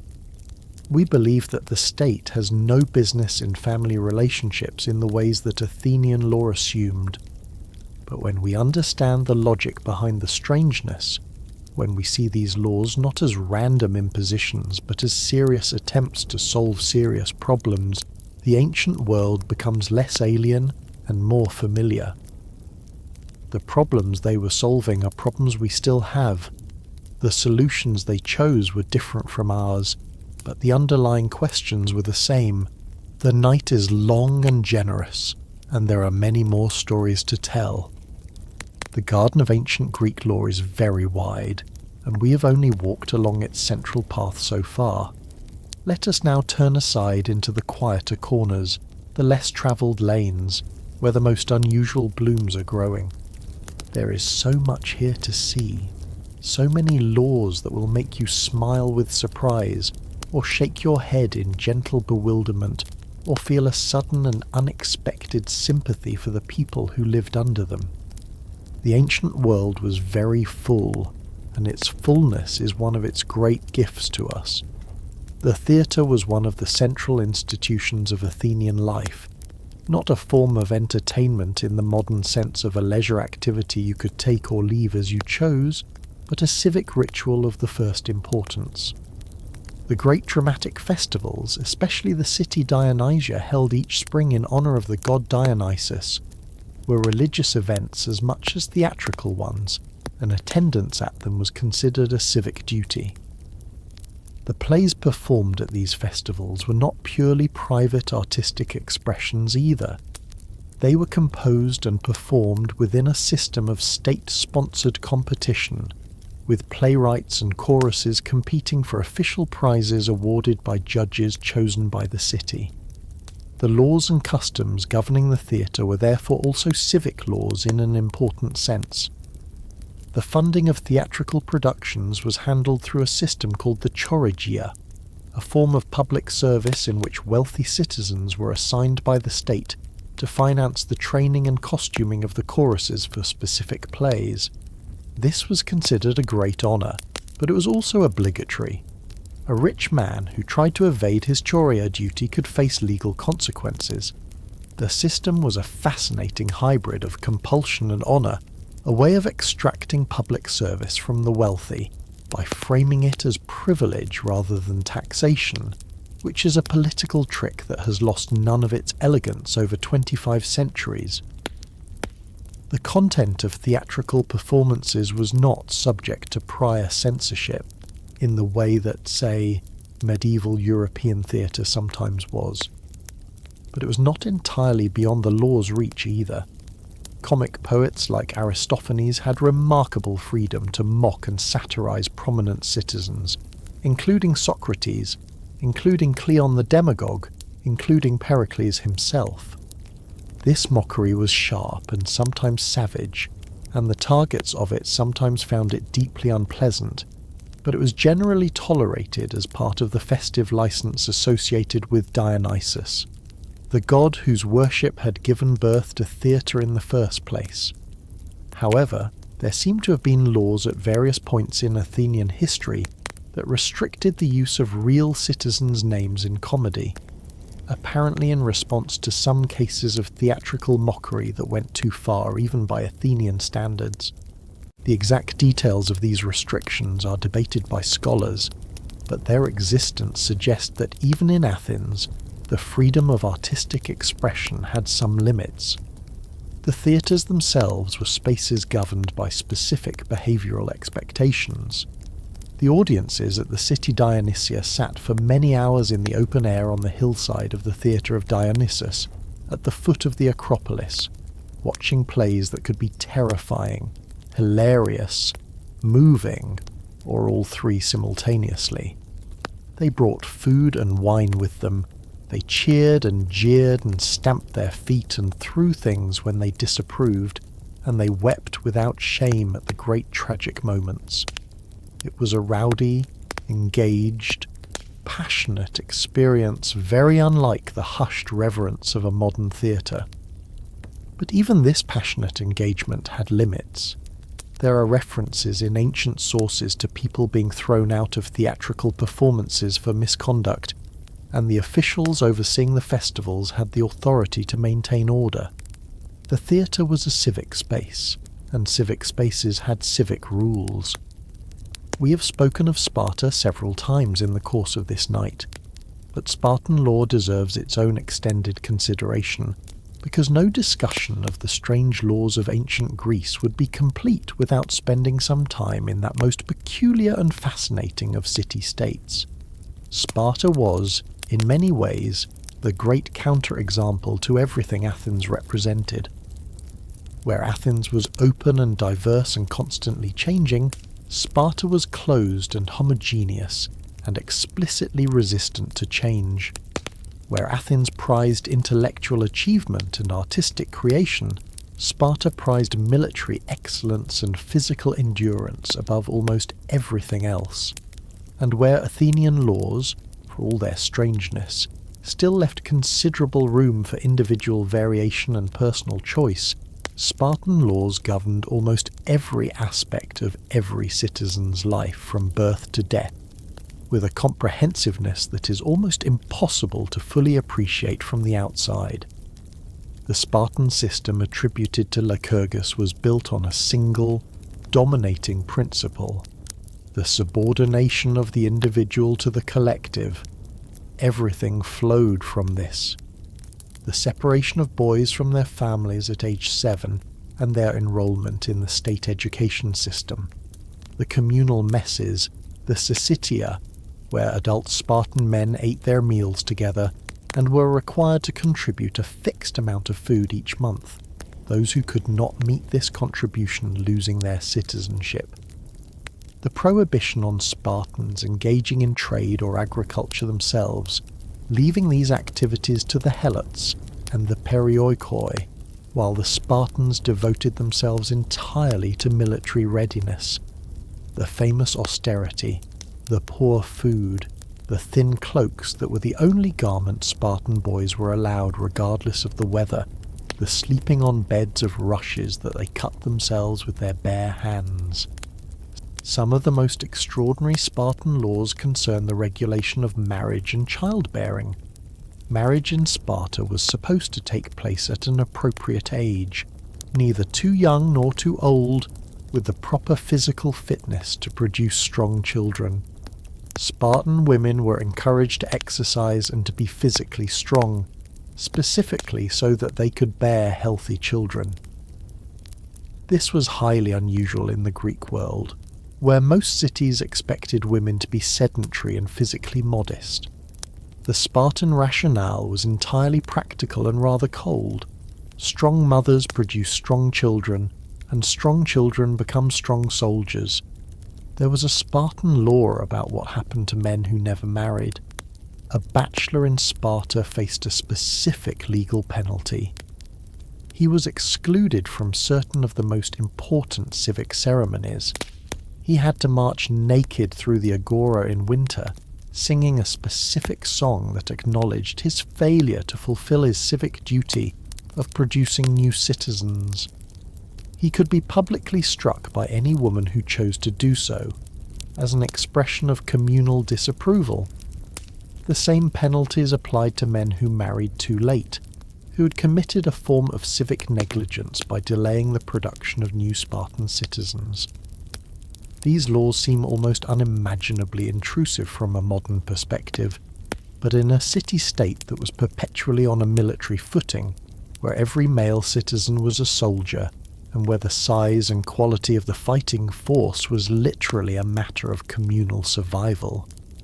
The failure to produce new citizens was genuinely a matter of civic concern. Spartan laws about money and wealth were designed to prevent the accumulation of private property and the social inequalities it produces. The use of iron as currency, rather than silver and gold coins, was a deliberate policy choice attributed to Lycurgus. Iron currency was heavy, bulky, and not accepted outside Sparta, which made it nearly useless for trade and very inconvenient to hoard. The point was precisely this inconvenience.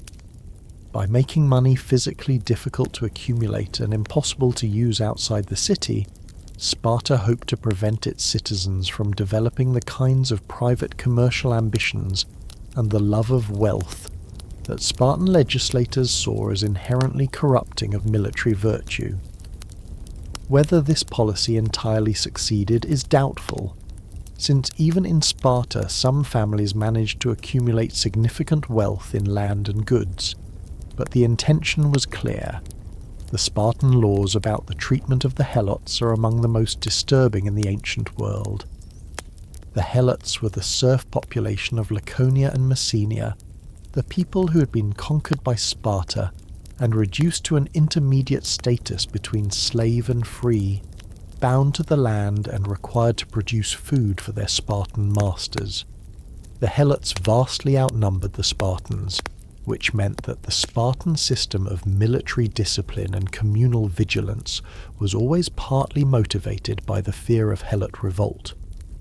There was an institution called the Crypteia, or secret service, in which young Spartan men were sent out into the countryside with minimal supplies and the license to kill any Helots they found abroad at night. This served both as a practical exercise in the kind of survival skills and ruthlessness that Sparta valued in its soldiers, and as a deliberate terrorism of the Helot population, a reminder that they were entirely at the mercy of their masters. It was sanctioned by law and custom, and was considered a normal part of the education of young Spartans. Yet Sparta also had laws that, in some respects, were more progressive than those of Athens when it came to women. Spartan women were not confined to the household in the way that Athenian women were. They exercised publicly, competed in athletic events, managed property, and in many cases ran their households with complete independence during the long months when their husbands were away on campaign. Spartan women could inherit property and did so. They were reportedly famous in the rest of the Greek world for their directness, their confidence, and their willingness to say exactly what they thought, qualities that were sometimes admired, sometimes found deeply unsettling. The freedom of Spartan women was not a modern kind of freedom based on the principle of gender equality. It was a practical consequence of the military system. If your men are almost always away training or fighting, your women have to run things. Corinth was one of the wealthiest cities in the ancient Greek world, occupying its extraordinary strategic position on the narrow isthmus between mainland Greece and the Peloponnese, with harbours on both the Saronic Gulf to the east and the Gulf of Corinth to the west. The Corinthians were traders and craftsmen of the first order, famous especially for their fine painted pottery, the Corinthian ware that archaeologists find throughout the Mediterranean, and for their shipbuilding. The laws of Corinth reflected this commercial character. Corinthian law was particularly focused on the regulation of trade and contracts, on ensuring that the commercial transactions that were the lifeblood of the city were conducted honestly, and that disputes could be resolved predictably. Thebes had its own distinctive legal traditions and its own interesting relationship with exile. The Thebans developed, in the 4th century before the Common Era, a military force of extraordinary effectiveness, the Sacred Band, which was composed of 150 pairs of male lovers, based on the theory that men who were each other's beloveds would fight with exceptional ferocity because they could not bear to be seen as cowards before the person they loved most. The sacred band was organized and trained under very specific rules, and the relationships within it, while partly cultural and conventional, were also in some sense legally recognized as the basis of a military institution. This represents a very different legal attitude toward the relationships between men than you find in many other cultures of the period, and it tells us something about how legal norms could vary dramatically, from city to city, even within the relatively small world of ancient Greece. Miletus, one of the great Greek cities of Ionia on the coast of Asia Minor, was famous in the ancient world as a centre of philosophical and scientific thought, the home of Thales and Anaximander and Anaximenes, the first three men in the Western philosophical tradition who attempted to explain the natural world in terms of natural rather than divine causes. Miletus also had interesting legal traditions. It was one of the cities, as we noted earlier, that practiced a form of ostracism. But the Miletian legal tradition also included provisions for what we might call institutional exile, the voluntary or forced relocation of groups of citizens to found new colonies, which was a very common Greek practice, and which had its own legal framework governing the relationship between the mother city and its colonies. The Greeks took food and drink seriously, both as pleasures and as moral matters. The laws and customs around eating and drinking in ancient Greece are a fascinating window into the culture's values and anxieties.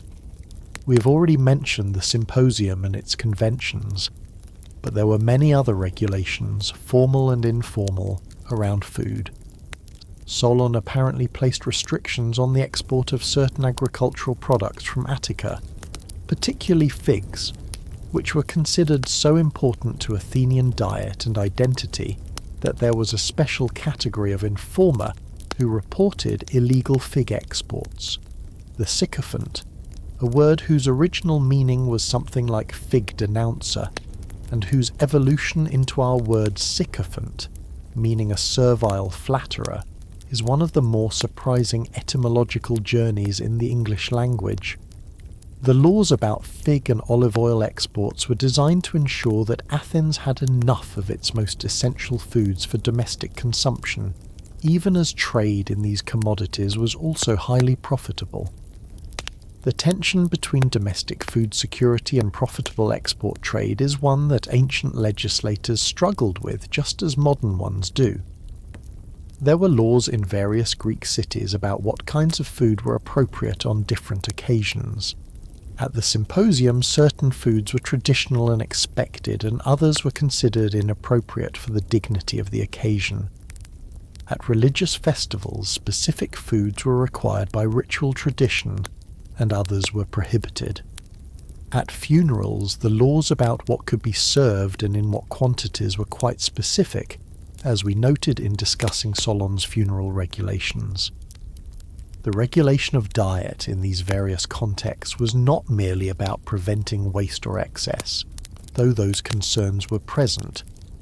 It was also about maintaining the appropriate character of each kind of occasion, about ensuring that the distinction between a feast and a funeral, between a sacred meal and an ordinary one, between the food of the gymnasium and the food of the symposium was preserved and respected.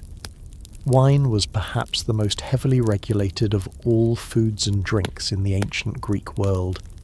The Greeks' practice of always mixing wine with water was so fundamental to their self-understanding that drinking wine unmixed was considered a mark of barbarism, something only non-Greeks did, something that led to madness and violence.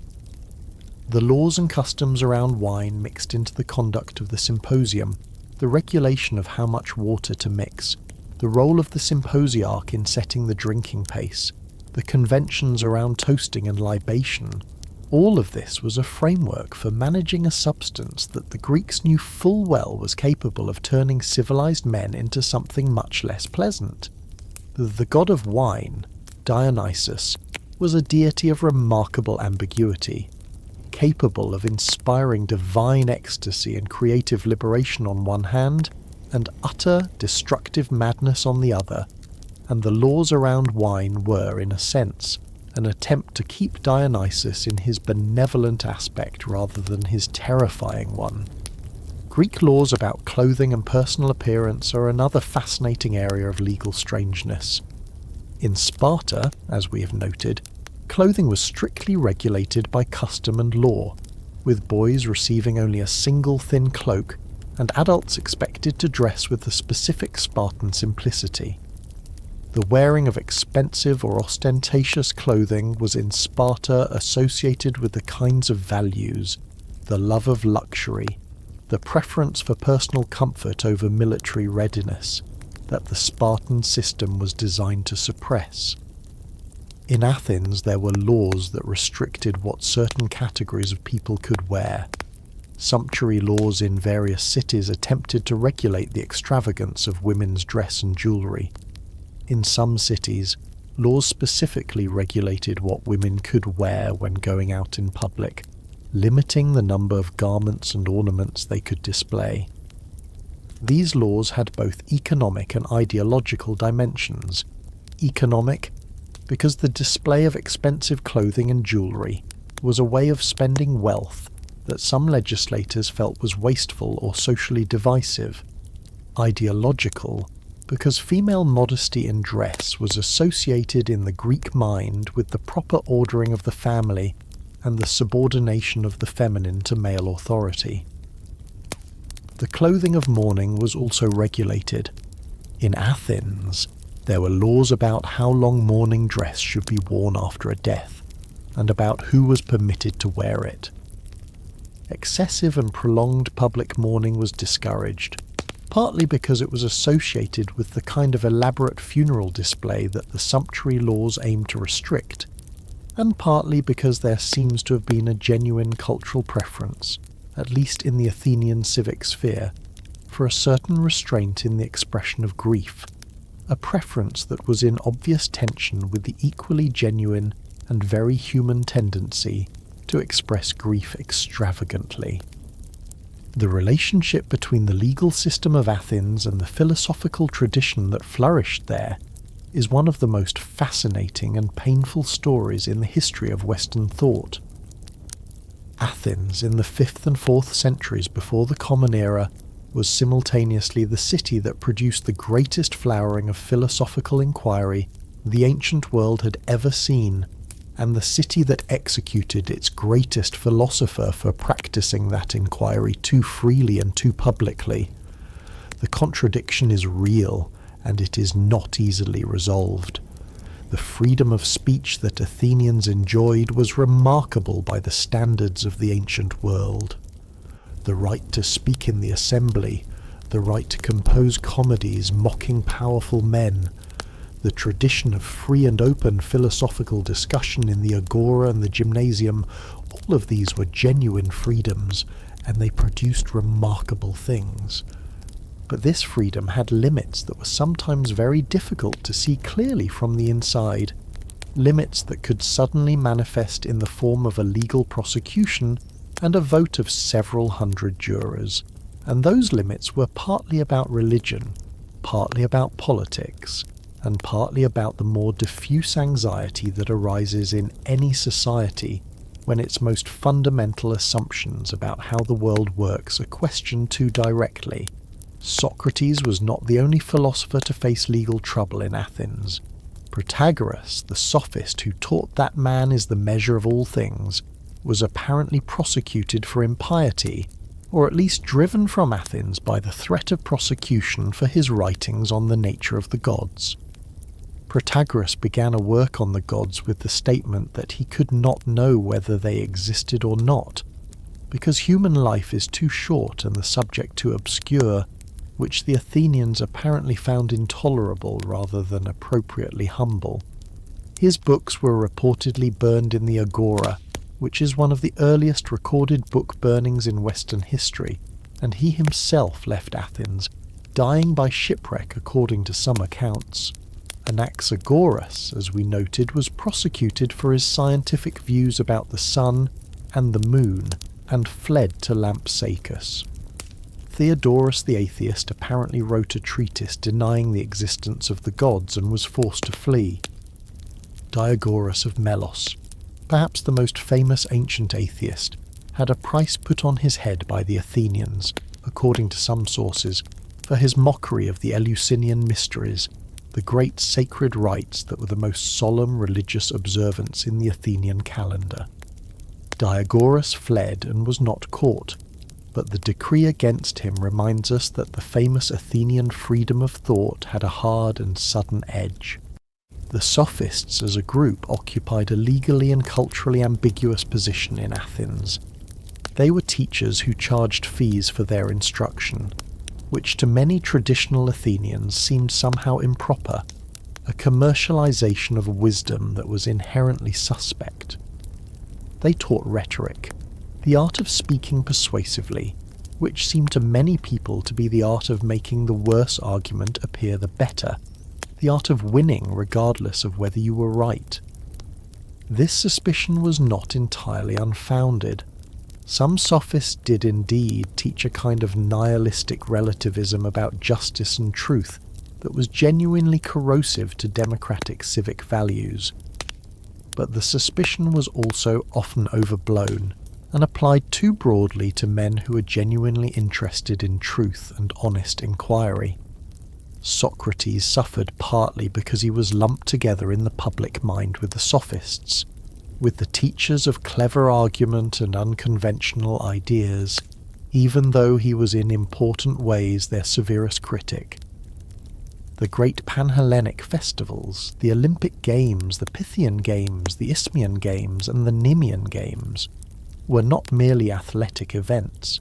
They were religious and cultural institutions of enormous importance, and they operated under their own complex systems of rules and regulations that had the force of law for all participating Greek communities. The Olympic Games, held at Olympia in the western Peloponnese every 4 years, were under the administration of the Eleans, the people of the surrounding region, and the rules they established for the conduct of the games were binding on all participants. To compete at the Olympics, an athlete had to be a free Greek male, not a slave, not a foreigner. He had to arrive at Olympia 1 month before the games began, and undertake a formal training period under the supervision of the Elean judges, the Hellanodikai, who verified both his eligibility and his readiness. During this preliminary month, athletes trained under the watchful eyes of the judges, who could disqualify anyone who seemed to be competing unfairly or who violated the rules of the sacred truce, the Ekacheria, that protected all travellers to and from the games. The sacred truce was one of the most remarkable legal instruments of the ancient Greek world. For the duration of the Olympic festival, and for a period of weeks before and after it to allow safe travel, all warfare among Greek states was supposed to cease, and all hostilities were suspended. Any state that violated this truce was fined and could be banned from the games.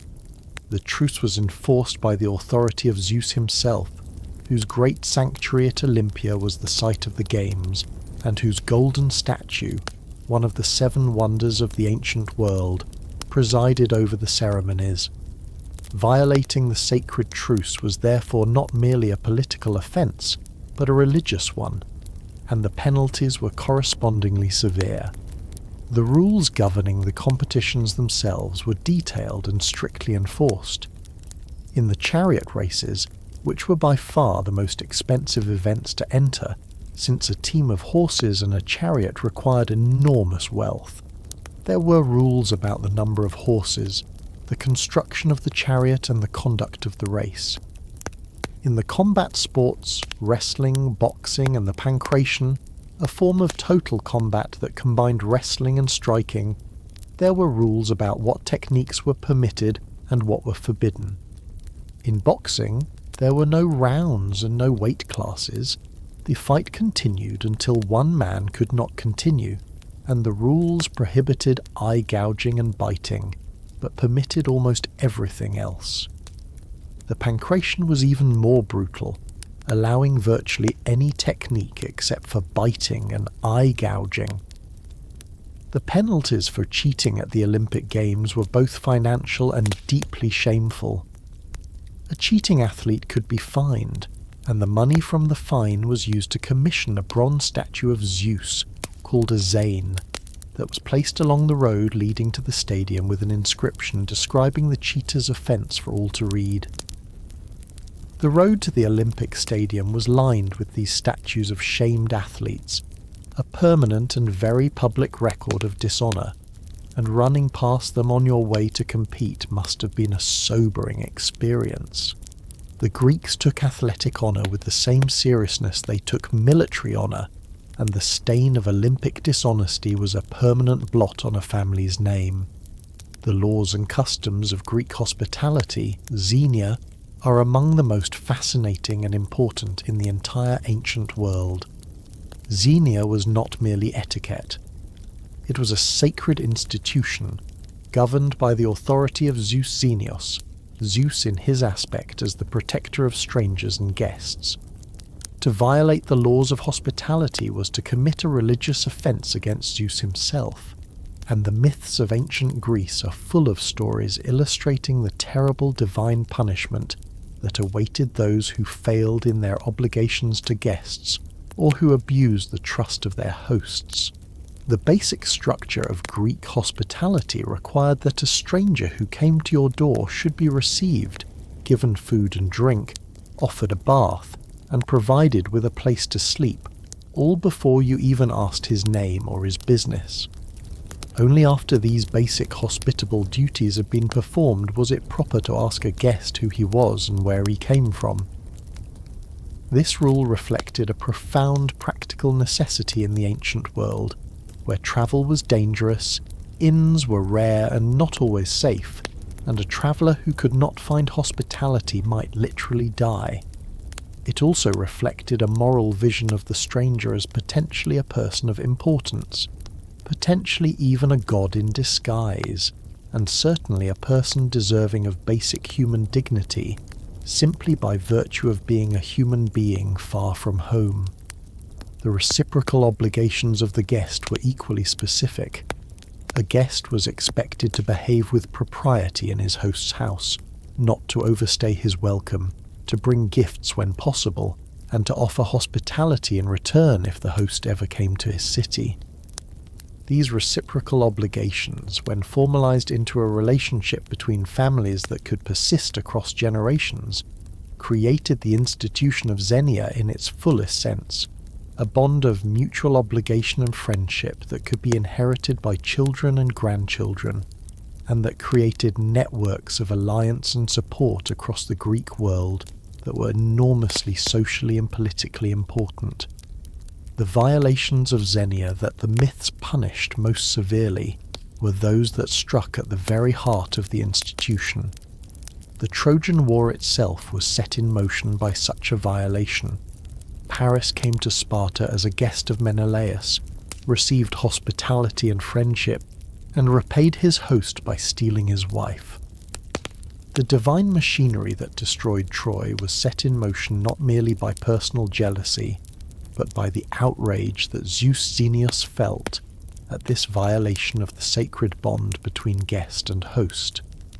The story was told and retold not only as entertainment but as instruction, as a reminder of what happened when the laws of hospitality were broken. The legal position of slaves in ancient Greece was, as we might expect, fundamentally that of property. A slave could be bought and sold, could be inherited, could be used as collateral for a loan, could be hired out by his or her master for wages that the master kept. A slave had no legal standing in most courts, could not own property, could not enter into contracts, could not marry in any legal sense. In all of these respects, the Greeks were not fundamentally different from other slave-owning societies before or since, and yet the picture is more complicated than this bare description suggests. In Athens, and to varying degrees in other Greek cities, there were legal provisions that recognized slaves as human beings, with some interests that even their masters could not entirely override. We have already mentioned the right of a badly treated slave to seek sanctuary in a temple and demand to be sold. This right, however limited, acknowledged that there was a level of treatment that fell below what was acceptable even for a slave. Slaves could not be tortured in Athenian legal proceedings unless their master consented, which was fairly extraordinary for the ancient world, where the testimony of slaves was generally only admissible if given under torture, on the theory that only pain could compel a slave to tell the truth. In Athens, a master who wished his slave's testimony to be admitted in a trial would formally offer the slave for examination under torture, but the actual use of torture required a formal legal process, not simply the unilateral decision of the questioner. There was a law in Athens apparently making it illegal to strike a slave who belonged to someone else, which protected the property interest of the master, but also, incidentally, gave the slave some protection from random violence by strangers. There were reports of Athenian slaves being prosecuted through their masters for offences like slander, which is legally interesting because it implies that a slave's words had enough legal weight to be actionable, even if the slave himself could not stand trial. These provisions do not add up to anything like modern concepts of human rights for enslaved people, but they do suggest that the Greek legal mind was not entirely comfortable with treating human beings as entirely equivalent to inanimate objects, even when the economic and social system it was embedded in required it to do so in practice. The Greeks had elaborate beliefs about what happened after death, and equally elaborate legal provisions for managing the transition from life to afterlife in a way that was both proper and protective. The laws about burial were among the most ancient and most seriously enforced in the Greek world, reflecting the belief that a person who was not properly buried could not enter the underworld and would be condemned to wander as a restless shade for 100 years before being permitted to cross the river Styx. The most famous legal case involving the burial laws in all of ancient literature is of course Sophocles' Antigone, which, though a work of dramatic fiction rather than a historical document, reflects genuine Athenian anxieties about the conflict between the laws of the state and the demands of the gods. In the play, Creon, the king of Thebes, orders that the body of Polynices, who died fighting against the city, should be left unburied as a mark of dishonour. Antigone, his sister, defies the decree and tries to bury her brother, arguing that the divine law requiring burial of the dead is older and more binding than any human decree. The conflict between these two claims, human law and divine law, is the heart of the play, and it remained one of the central problems of Greek legal and political philosophy. In Athens, the laws about proper burial were carefully specified. The body had to be washed and anointed with oil. It had to be laid out on a bier with the feet pointing toward the door so that the spirit could find its way out. A coin was placed on the tongue or over the eyes to pay Charon the ferryman for the crossing of the Styx. Morning songs, the threnos, were sung. A procession took the body to the place of burial, typically outside the city walls. After burial, the family underwent a period of ritual purification. Each of these steps was not merely custom, but had the weight of religious law, and failure to perform them properly could be interpreted as a serious impiety, with consequences for both the dead person's afterlife and the living families standing with the gods. The laws about who was required to bury the dead were also quite specific. It was primarily a family obligation, and the family's failure to bury their dead could lead to legal consequences. But the laws also recognized that sometimes there was no family, or the family was unable or unwilling to perform the burial. In such cases, there were provisions for the city to step in, for public officials to arrange burial, at least of the most minimal kind, to prevent the city from being polluted by unburied corpses, which were considered both physically and spiritually dangerous. The ancient Greeks had laws and regulations about animals that, while less extensive than their laws about human behaviour, are nonetheless interesting. Dogs were common in the ancient Greek world, used for hunting, for guarding flocks and property, and as companions. But their presence in urban environments created problems that required legal responses. There were apparently laws or regulations about dogs being at large in certain public spaces, particularly around sacred sites and temples. The reason is not hard to understand. A temple was a place of religious importance that required a certain level of purity and decorum, and a stray dog nosing around the altar or the sacred precinct was neither decorous nor pure. The Spartans, as might be expected, had particularly interesting animal regulations. There was apparently a prohibition in Sparta on keeping animals simply for pleasure or as pets, since such keeping of animals for purely personal enjoyment was seen as incompatible with the austere and military character that Spartan laws were designed to cultivate. Animals in Sparta were for hunting, for agriculture, or for sacrifice. The keeping of an animal purely because you liked having it around would be a form of the attachment to personal comfort and luxury that Spartan law consistently tried to suppress. The laws about sacrificial animals were detailed and seriously enforced throughout the Greek world. An animal offered in sacrifice to the gods had to be of the appropriate species, age, sex, and physical condition. A sacrificial animal with a physical defect, a limping ox, a blemished lamb, was considered an unacceptable offering, and could even be interpreted as a bad omen. The examination of sacrificial animals before they were offered was a serious ritual procedure carried out by priests, and the rejection of an unsuitable animal was not merely a practical matter but a religious one. The laws that governed sacrifice were ultimately laws about the proper relationship between human beings and the gods, about the maintenance of that relationship through correct ritual action, and their detailed and specific character reflects the seriousness with which the Greeks took the business of maintaining divine favour. One of the most fascinating aspects of ancient Greek legal history is the way laws changed over time. How a society that revered its ancestral traditions and often claimed that its laws were of divine origin also managed, in practice, to revise and reform those laws in response to changing circumstances, new ideas, and the lessons learned from experience. The history of Greek law is not a static picture but a moving one, full of revision and innovation, and the constant struggle between tradition and necessity.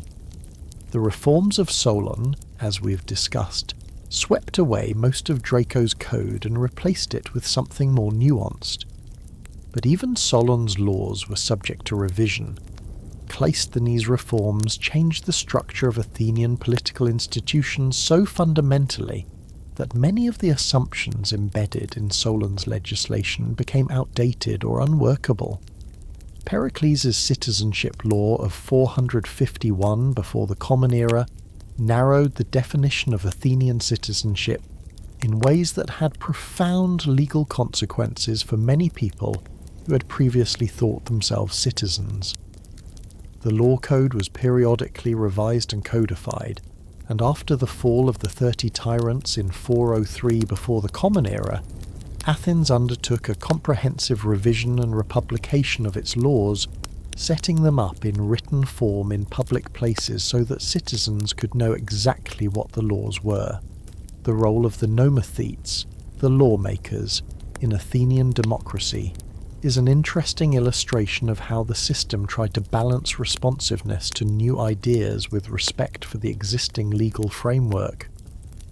Laws could be proposed in the assembly, but the most important ones, particularly those that changed existing law, were subject to a special review process by a panel of nomothetes, citizens drawn by lot, who sat as judges in a kind of constitutional court to decide whether the new law was consistent with the existing code.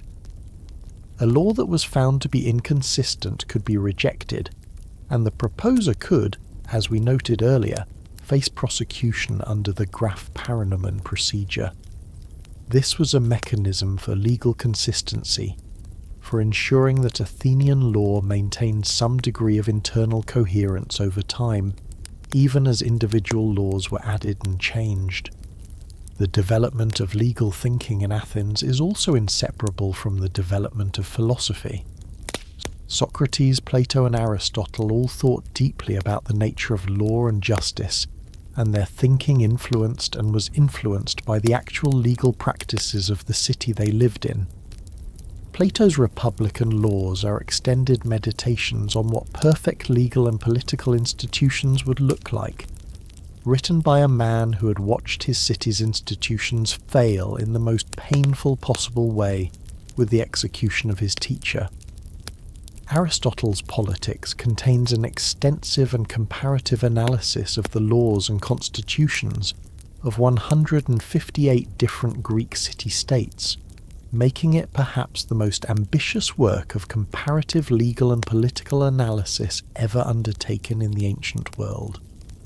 The Greeks had a deep respect for the men who had given them their laws, a respect that sometimes crossed the boundary into veneration. Solon was counted among the 7 sages of Greece, a list of wise men whose sayings and achievements were considered the foundation of Greek wisdom.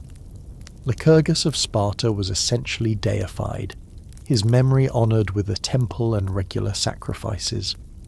Zaleucus of Locri, in southern Italy, was one of the first Greek lawgivers to commit a legal code to writing, and his laws, reportedly influenced by the Pythagorean tradition, were famous for their completeness and their insistence on proportionality in punishment. Charondas of Catana, another early lawgiver, is associated with some of the most interesting legal innovations of the ancient Greek world, including apparently one of the first explicit provisions against perjury, and a requirement that laws be proposed in writing rather than orally, which enhanced the seriousness and accountability of the legislative process. There is a story about Charondas that illustrates the Greeks' sometimes uncomfortably literal commitment to their own legal rules. Charondas had a law, attributed to him in various ancient sources, forbidding citizens from entering the assembly carrying weapons. One day, according to the story, Charondas himself came into the assembly wearing a dagger at his belt, having forgotten to remove it after returning from a journey. When someone pointed out that he was violating his own law, Charondas, rather than appeal for an exception, drew the dagger and killed himself. The story may or may not be literally true, but it was told to illustrate the principle that the lawgiver must be subject to the laws he creates, a principle that we recognize as fundamental to the rule of law. On the island of Crete, archaeologists in the 19th century made one of the most remarkable discoveries in the history of ancient law. In the city of Gortyn, they found a large, well-preserved inscription cut into the stone wall of a public building, containing a complete legal code of extraordinary detail and sophistication. The Gortyn Code, as it is known, dates to around 450 before the Common Era and covers a remarkable range of subjects, from the laws governing the seduction or rape of free and slave women, to the laws governing divorce and property settlements, to the rules about the inheritance rights of children, to the obligations of magistrates. What makes the Gortyn Code particularly fascinating for our purposes is what it tells us about the legal position of women and various categories of unfree persons in a Cretan city-state that was quite different from Athens. The Gortyn Code distinguishes between several categories of social status: free citizens, serfs called weikeis, somewhat analogous to the Spartan helots, and slaves, and it specifies different legal rules for each category. Notably, the Gortyn Code gives women somewhat more legal autonomy than Athenian law, allowing them, under certain circumstances, to control property in their own right and to initiate divorce proceedings. The Gortyn Code's provisions about inheritance are particularly interesting. When a family died out in the male line, the property was to be divided among the daughters, with older daughters receiving a larger share than younger ones. The daughters could not alienate the property during their own lifetimes, but could pass it to their own children. This system was quite different from the Athenian epikleros system we discussed earlier, and it illustrates how differently Greek cities could approach the same basic problem of managing property transmission across generations.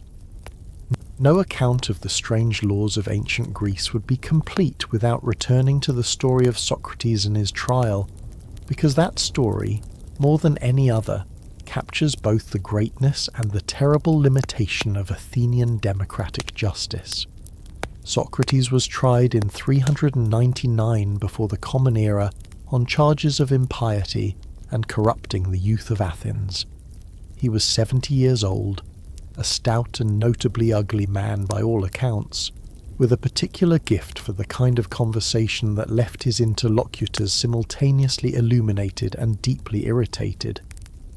He had spent his adult life in the agora and the gymnasium, engaging any Athenian who would talk with him in philosophical dialogue, asking questions about justice and virtue and knowledge and piety, in a way that consistently revealed that the people who thought they knew the answers in fact did not. The trial of Socrates was conducted according to the regular Athenian legal procedures. The jury, 501 citizens chosen by lot, listened to the charges and the evidence. Socrates himself conducted his own defense, famously refusing to adopt the strategy of emotional appeal and humble supplication that Athenian defendants typically used, and instead continuing to argue for his philosophical positions with the same serene stubbornness he had shown throughout his life.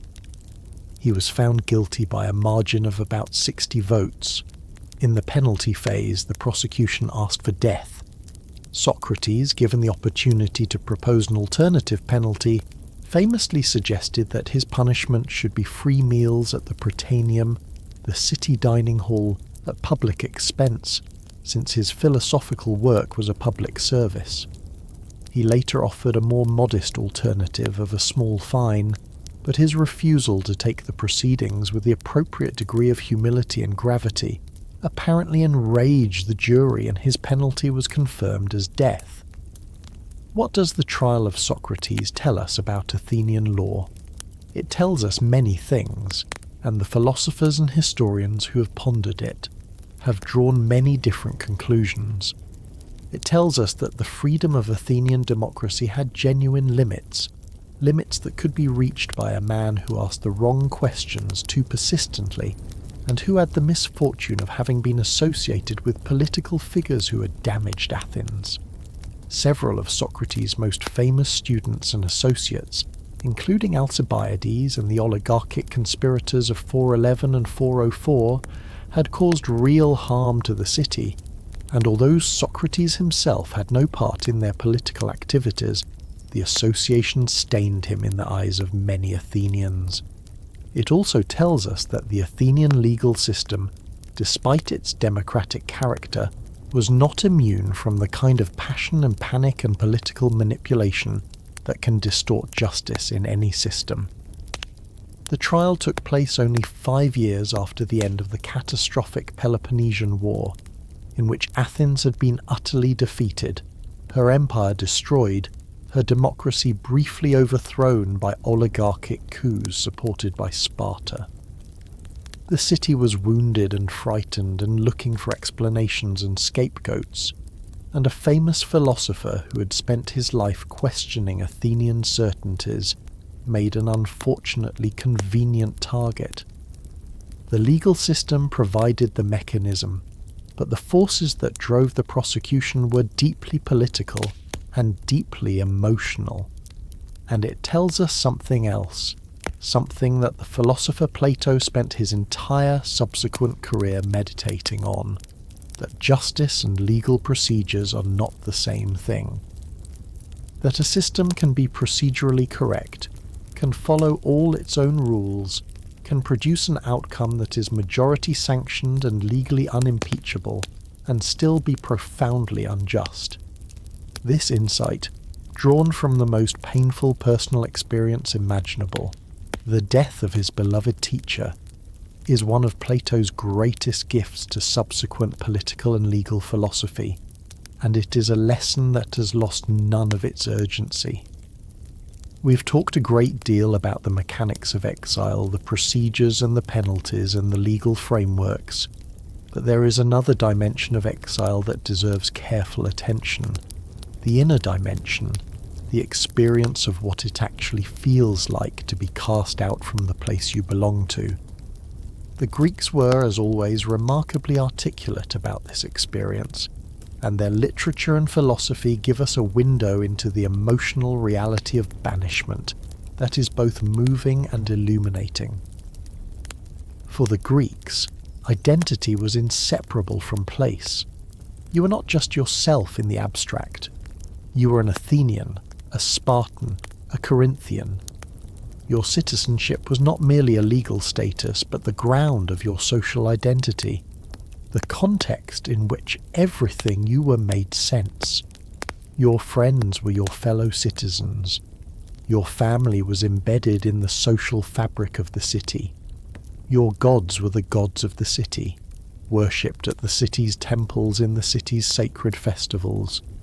Your language, your customs, your way of being in the world, all of these were formed by and inseparable from the particular city you belonged to. To lose that belonging was to lose the very context in which you were yourself. The Greek word nostalgia, though it is a later compound formed from Greek roots, captures something of this experience. Nostos, the return home, algos, pain, the pain of longing for home. Homer's Odyssey is, at one level, a great meditation on this pain. Odysseus spends 10 years trying to get back to Ithaca, not because Ithaca is a particularly wonderful place in any objective sense, but because it is his place, the place where he is fully himself, where his wife and son and father wait for him, where his identity as king and husband and father and Ithacan is confirmed by every stone and tree and household god. The gods, including the nymph Calypso who offers him immortality if he will stay with her, cannot understand why he would choose the painful journey home over comfortable immortality in paradise. But Odysseus understands, even if he cannot quite explain it. Home is where you are yourself, and without home you are nothing, whatever pleasures surround you.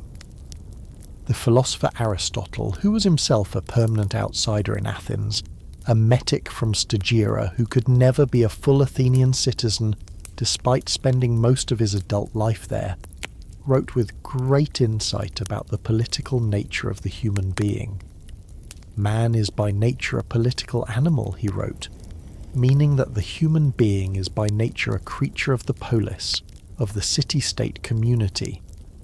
A man without a city, he continued, is either a beast or a god, not a full human being.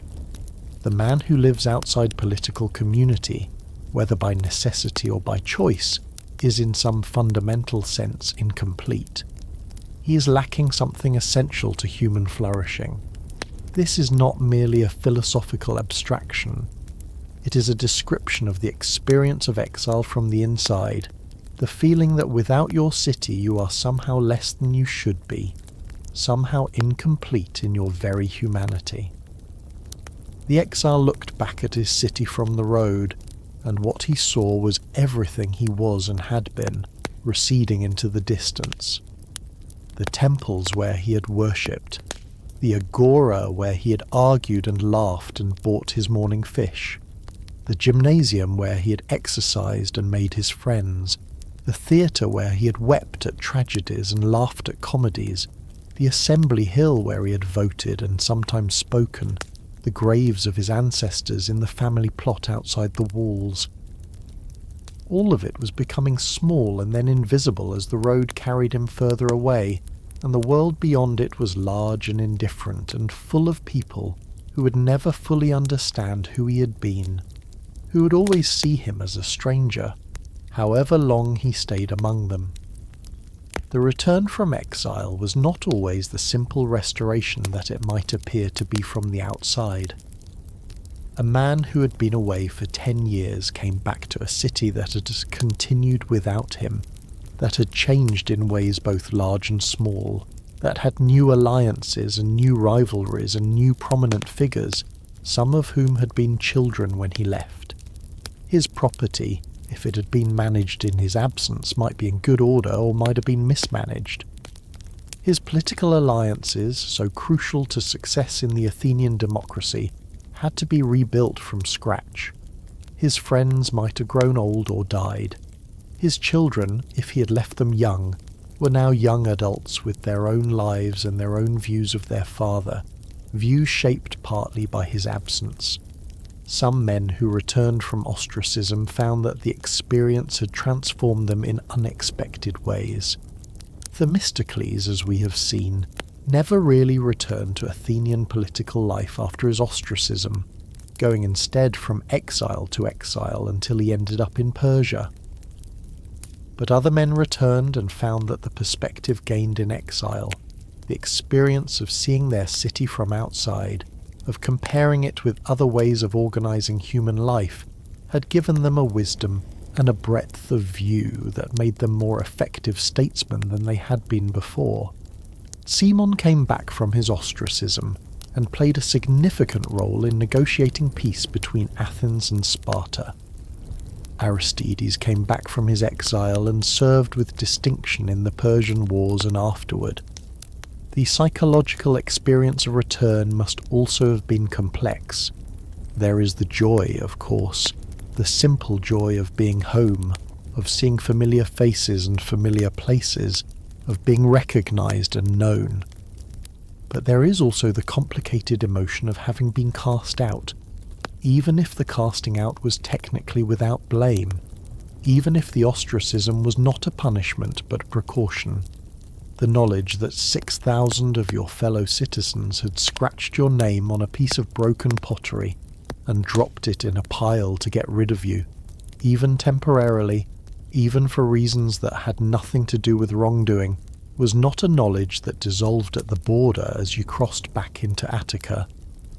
It remained, a kind of quiet, permanent bruise in the soul. There is a particular quality to the knowledge that comes from contemplating very old things, not the brisk, efficient knowledge of facts quickly absorbed and ready to be deployed, but something slower and more pervasive, more like the way light enters a room in the late afternoon, filling all the corners gradually with a warm and somewhat melancholy gold. When you sit with the laws of ancient Greece long enough, when you let the stories of Aristides and Themistocles and Socrates settle into your imagination, alongside the pottery shards and the water clocks and the olive groves and the assembly hills, something happens that is not quite learning and not quite feeling, but a combination of both. The ancient world becomes less ancient. The distance between then and now quietly dissolves. What do the strange laws of ancient Greece tell us finally about the people who made them and lived under them? They tell us that those people were trying, as all human beings in all times have tried, to solve the problem of living together. The problem of how to organize shared life so that individual freedom and collective welfare are both served, so that the strong do not crush the weak, so that wealth does not corrupt the ideal of equality, so that the gods are honored and the dead are respected and the living are cared for and the stranger at the door is welcomed. The solutions they found were imperfect. Some of them were badly wrong, not just by our standards, but by standards that thoughtful Greeks themselves recognized as relevant. The position of women, the institution of slavery, the the exclusion of so many people from the democratic process. These were not merely matters of cultural difference, but genuine moral failures that many ancient Greeks were aware of even as they perpetuated them. But alongside these failures there are genuine achievements: the idea of written law accessible to all citizens, the institution of trial by jury, the concept of a law that applies equally to the powerful and the powerless, the mechanism of ostracism, however strange, as a democratic alternative to political assassination and civil war, the principle that the lawgiver is subject to the laws, the recognition that justice and legal procedure are not the same thing, and that the gap between them is one of the great problems of political life. These ideas did not fully flower in ancient Greece. They were seeds, and they took centuries to grow, and they have grown in directions that would surprise and perhaps bewilder their ancient planters. But they were planted there, in that warm Mediterranean soil, among the olive trees and the marble temples and the broken pottery, and from there they came to us. When we look at the ostraca, the actual fragments of pottery with names scratched on them, sitting in glass cases in the National Archaeological Museum in Athens, we're looking at democracy's earliest surviving artifacts. Not ideal democracy, not perfect democracy, but the real thing, messy and imperfect, and sometimes unjust and sometimes brilliant and always human. The hand that scratched Aristide's name on a piece of broken clay was not very different from a hand dropping a ballot in a modern election. The impulse behind it was the same: the belief that ordinary people have the right to determine how they're governed, and that this right is worth defending even when its exercise produces uncomfortable results. The laws about impiety remind us that every society has its sacred things, its untouchable assumptions, its foundational beliefs that it is very dangerous to question too directly. The names change. The specific content of what is considered sacred changes. But the structure remains, and the mechanism by which the questioning of sacred assumptions can become a legal and social offence remains recognizable across the centuries.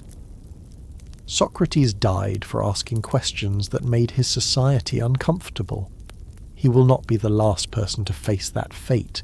His death is a warning that each generation must find a way to take seriously, however much they prefer to believe that they, unlike the Athenians, would never do such a thing. The stories of the exiles remind us of the weight of belonging and the terror of its loss.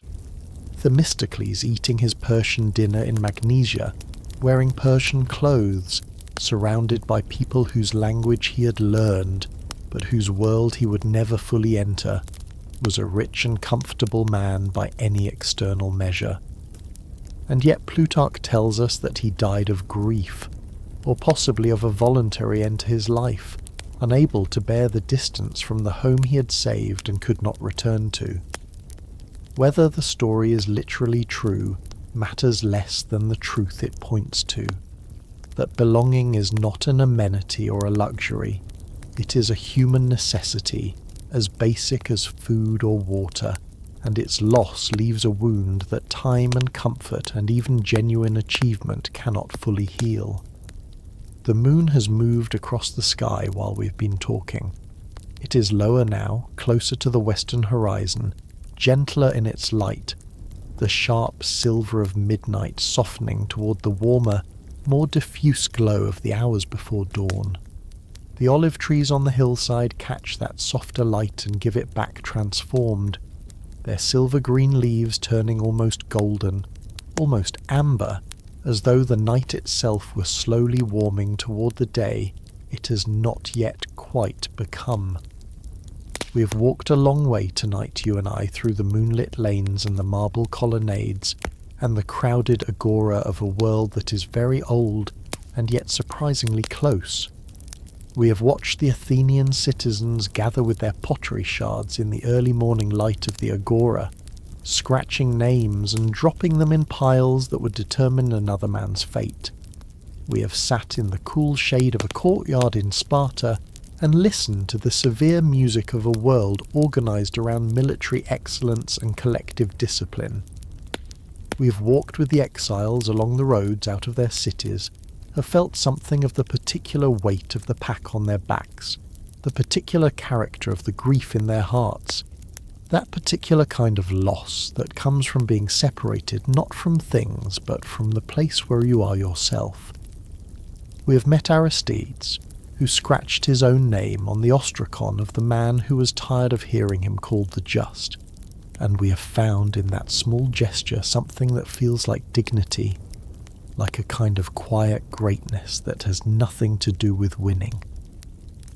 We have followed Themistocles from his early triumphs through his exile and his flight, and his final accommodation with the Persian court, and we have felt the strange sadness of a great man who outlived his context, who saved his city, and then found that his city had no room for him.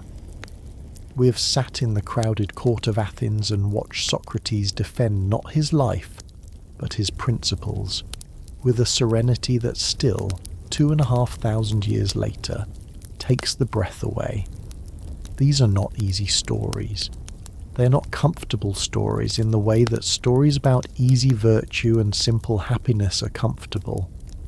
They are the stories of real people trying to do right in a world that was complicated and sometimes unjust, trying to build something that worked in the full knowledge that nothing works perfectly, trying to maintain their own integrity in the face of forces that were much larger and less patient than they were. And the strange laws they lived under, the laws about pottery shards and olive trees and funeral expenses and the number of mourning women allowed to walk in a procession, these laws were part of the texture of that trying, part of the elaborate human project of learning to live together. What strikes you most when you let the whole picture settle in your mind is how familiar it is underneath all the strangeness. The Athenian farmer worrying about whether his neighbour's claim to the boundary olive tree will be upheld by the court is not so very different from any of us worrying about the fairness of decisions that affect us. The young Spartan boy lying in the cold on his reed mat, hungry and tired and stubbornly proud of his endurance, is not so very different from any young person who has ever been tested and found, to their own surprise, that they were stronger than they thought. The philosopher who asks uncomfortable questions because he genuinely cannot stop asking them, who goes on asking even when he can see clearly where the questions are leading, is not unique to Athens in the 5th century. Such people exist in every time and place, and they are always simultaneously admired and feared, and the same courage that makes them admirable also makes them dangerous, and the societies they live in are always trying to find the right response to them and very often getting it wrong. The ancient Greeks gave us the word cosmos to describe the ordered universe, the world as it is when everything is in its proper place and moving in its proper way. They gave us the word chaos to describe what exists before order is imposed on it. And they gave us the word polis, which means city-state, and which also means, in a deeper sense, the attempt to create a cosmos out of the human chaos, to find or impose or grow an order in which human beings can live together, and if they are lucky and wise and reasonably just, flourish. The strange laws of ancient Greece were part of that attempt. The ostraca were part of that attempt.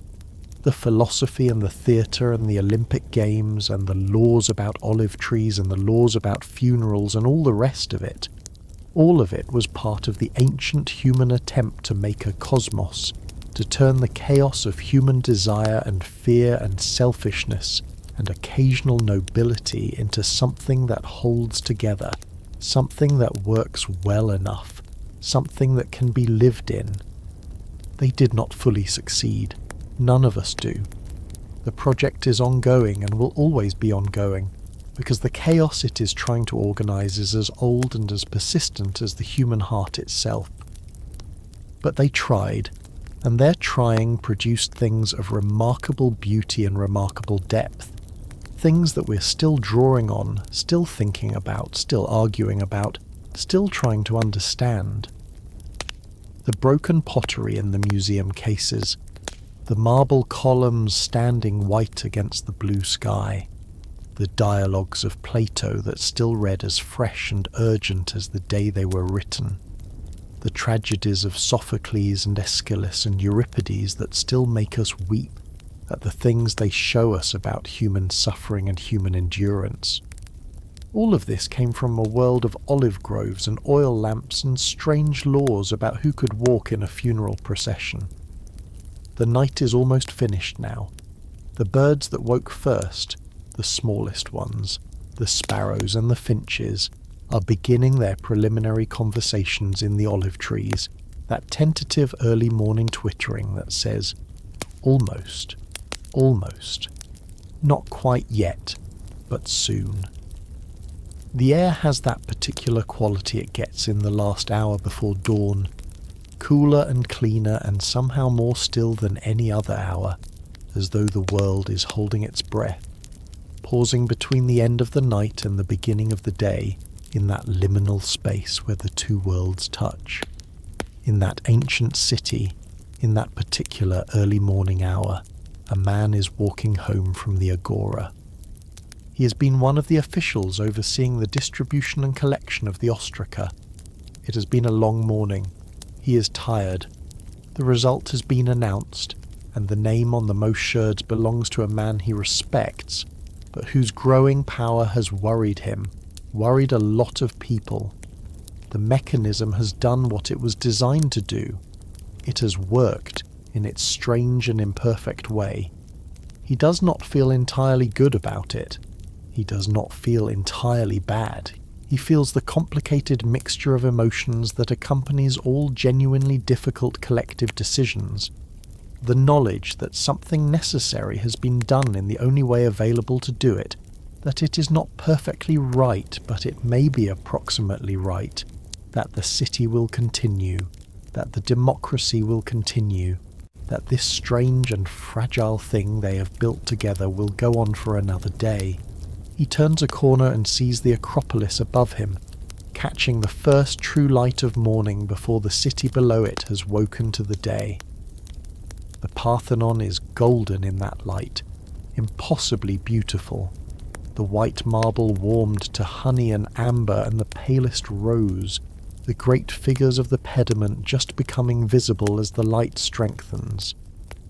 Athena, his city's goddess, patron of wisdom and of craft and of the olive tree, presiding over her city from her high place, as she has always done, and, as the man walking home in the early morning genuinely believes, always will.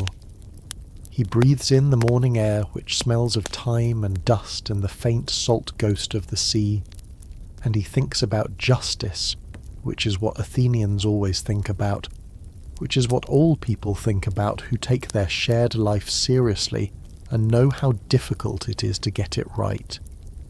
He thinks about the man who will be leaving in 10 days, and about whether they have made the right decision, and about whether there is such a thing as the right decision in these matters, or only better and worse decisions made by imperfect people with imperfect information in imperfect conditions. He climbs the stairs to his door. The house is quiet. His wife is still sleeping, and his children, and his old father who lives in the room at the back of the courtyard. He takes off his sandals. He fills a small cup from the water jar. He stands in the courtyard for a moment, looking up at the square of sky above it, still deep blue, still holding a few of the most persistent stars. He pours a small libation on the household altar and says a quiet word to the household gods. Then he goes inside and lies down and lets the morning and all its difficult weight settle over him like a gentle wave and drifts slowly, peacefully towards sleep.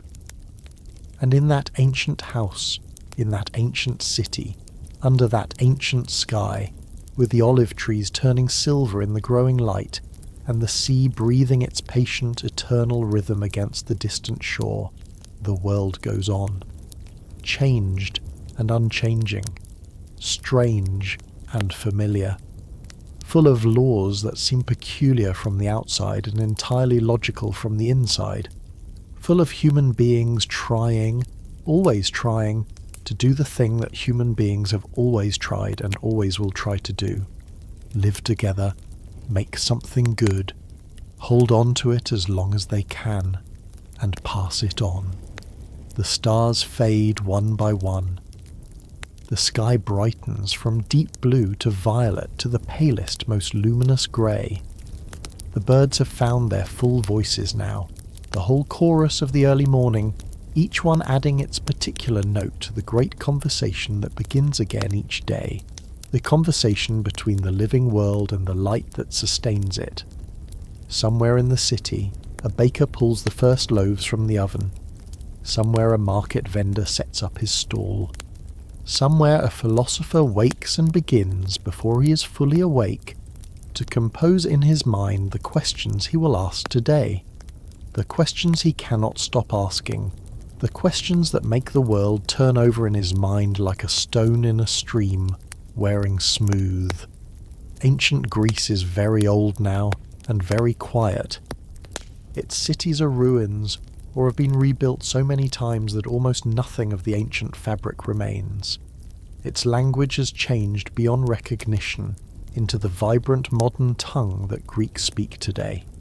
Its gods are no longer worshipped. Its laws are no longer enforced. The ostraca lie in museum cases. The marble columns stand on their rocky hills, patient in the Mediterranean sun, waiting for no one in particular, remembering everything. But the questions remain. The questions about justice and belonging, about the proper relationship between the individual and the community, about what we owe to each other, and what we owe to the gods or the principles or the ideals that give our lives meaning. These questions are as alive as they ever were, as urgent as they ever were, as unanswered as they ever were. The ancient Greeks did not solve them. We have not solved them.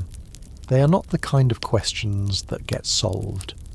They are the kind that get lived with, grappled with, argued about, returned to again and again across the generations, each time finding new forms and new urgency without losing their ancient essential shape. That is the gift of the ancient world to us. Not the answers, but the questions, asked with such clarity and passion and intellectual seriousness that they have lost none of their power in all the centuries since. And the strange laws, the pottery shards and the sumptuary regulations and the laws about olive trees and the rules about funeral processions, these are part of the gift too. They are evidence of people taking the questions seriously enough to turn them into rules, to inscribe them in stone and enforce them with real penalties, to bet the texture of their daily lives on particular answers, imperfect and sometimes wrong but genuinely held. Somewhere, right now, the Aegean is dark and quiet under the early morning sky. Its waves are the same waves they always were, the same rhythm, the same sound, the sound that Athenian fishermen heard and that philosophers paused to listen to, and that travellers departing into exile heard from the deck of the ship as the city behind them grew smaller and the sea ahead of them grew larger. The sound of the world going on, the sound of time, which is patient and indifferent and also somehow kind. The ancient Greeks called the sea pontos, the path, because the sea was not an obstacle but a road, the road along which ideas and goods and people and stories travelled from one part of the world to another, carrying with them the particular ways of seeing and being and organising human life that they had grown up with, and depositing them in new places where they would mix with other ways of seeing and being and create something new, something that neither culture had quite imagined before. The laws of ancient Greece travelled that way. The ideas travelled that way. And tonight, in this quiet hour, they have travelled to us, across 2,500 years of water and time, and we have sat together with them for a while and listened to what they had to say. It is a great privilege when you think about it, to have access to the thinking and the dreaming and the arguing and the law-making of people who lived so long ago and so differently, to be able to sit with them in the moonlight, metaphorically speaking, and hear their voices across the centuries. History is, among other things, a form of extraordinary human generosity. The people of ancient Greece could not know that their ostraca would be found in the ground 2,500 years later and studied and debated by people they could not imagine in a world they would not recognize. And yet, here we are, and there they are, and the distance between us is real and also, in some essential way, not quite as large as it looks. The last stars are going now. The sky is fully light, that clear, pure, early morning light that belongs to no hour of the day but its own. The light that has always been the same and that makes everything it touches look as though it is being seen for the first time. In the olive groves, the first bees are waking, finding their way out of the hives, lifting off into the warming air, navigating by senses we do not fully understand toward the flowers that will give them the honey that ancient Greeks drizzled on their bread and mixed in their wine and offered to their gods and used as medicine and buried with their dead.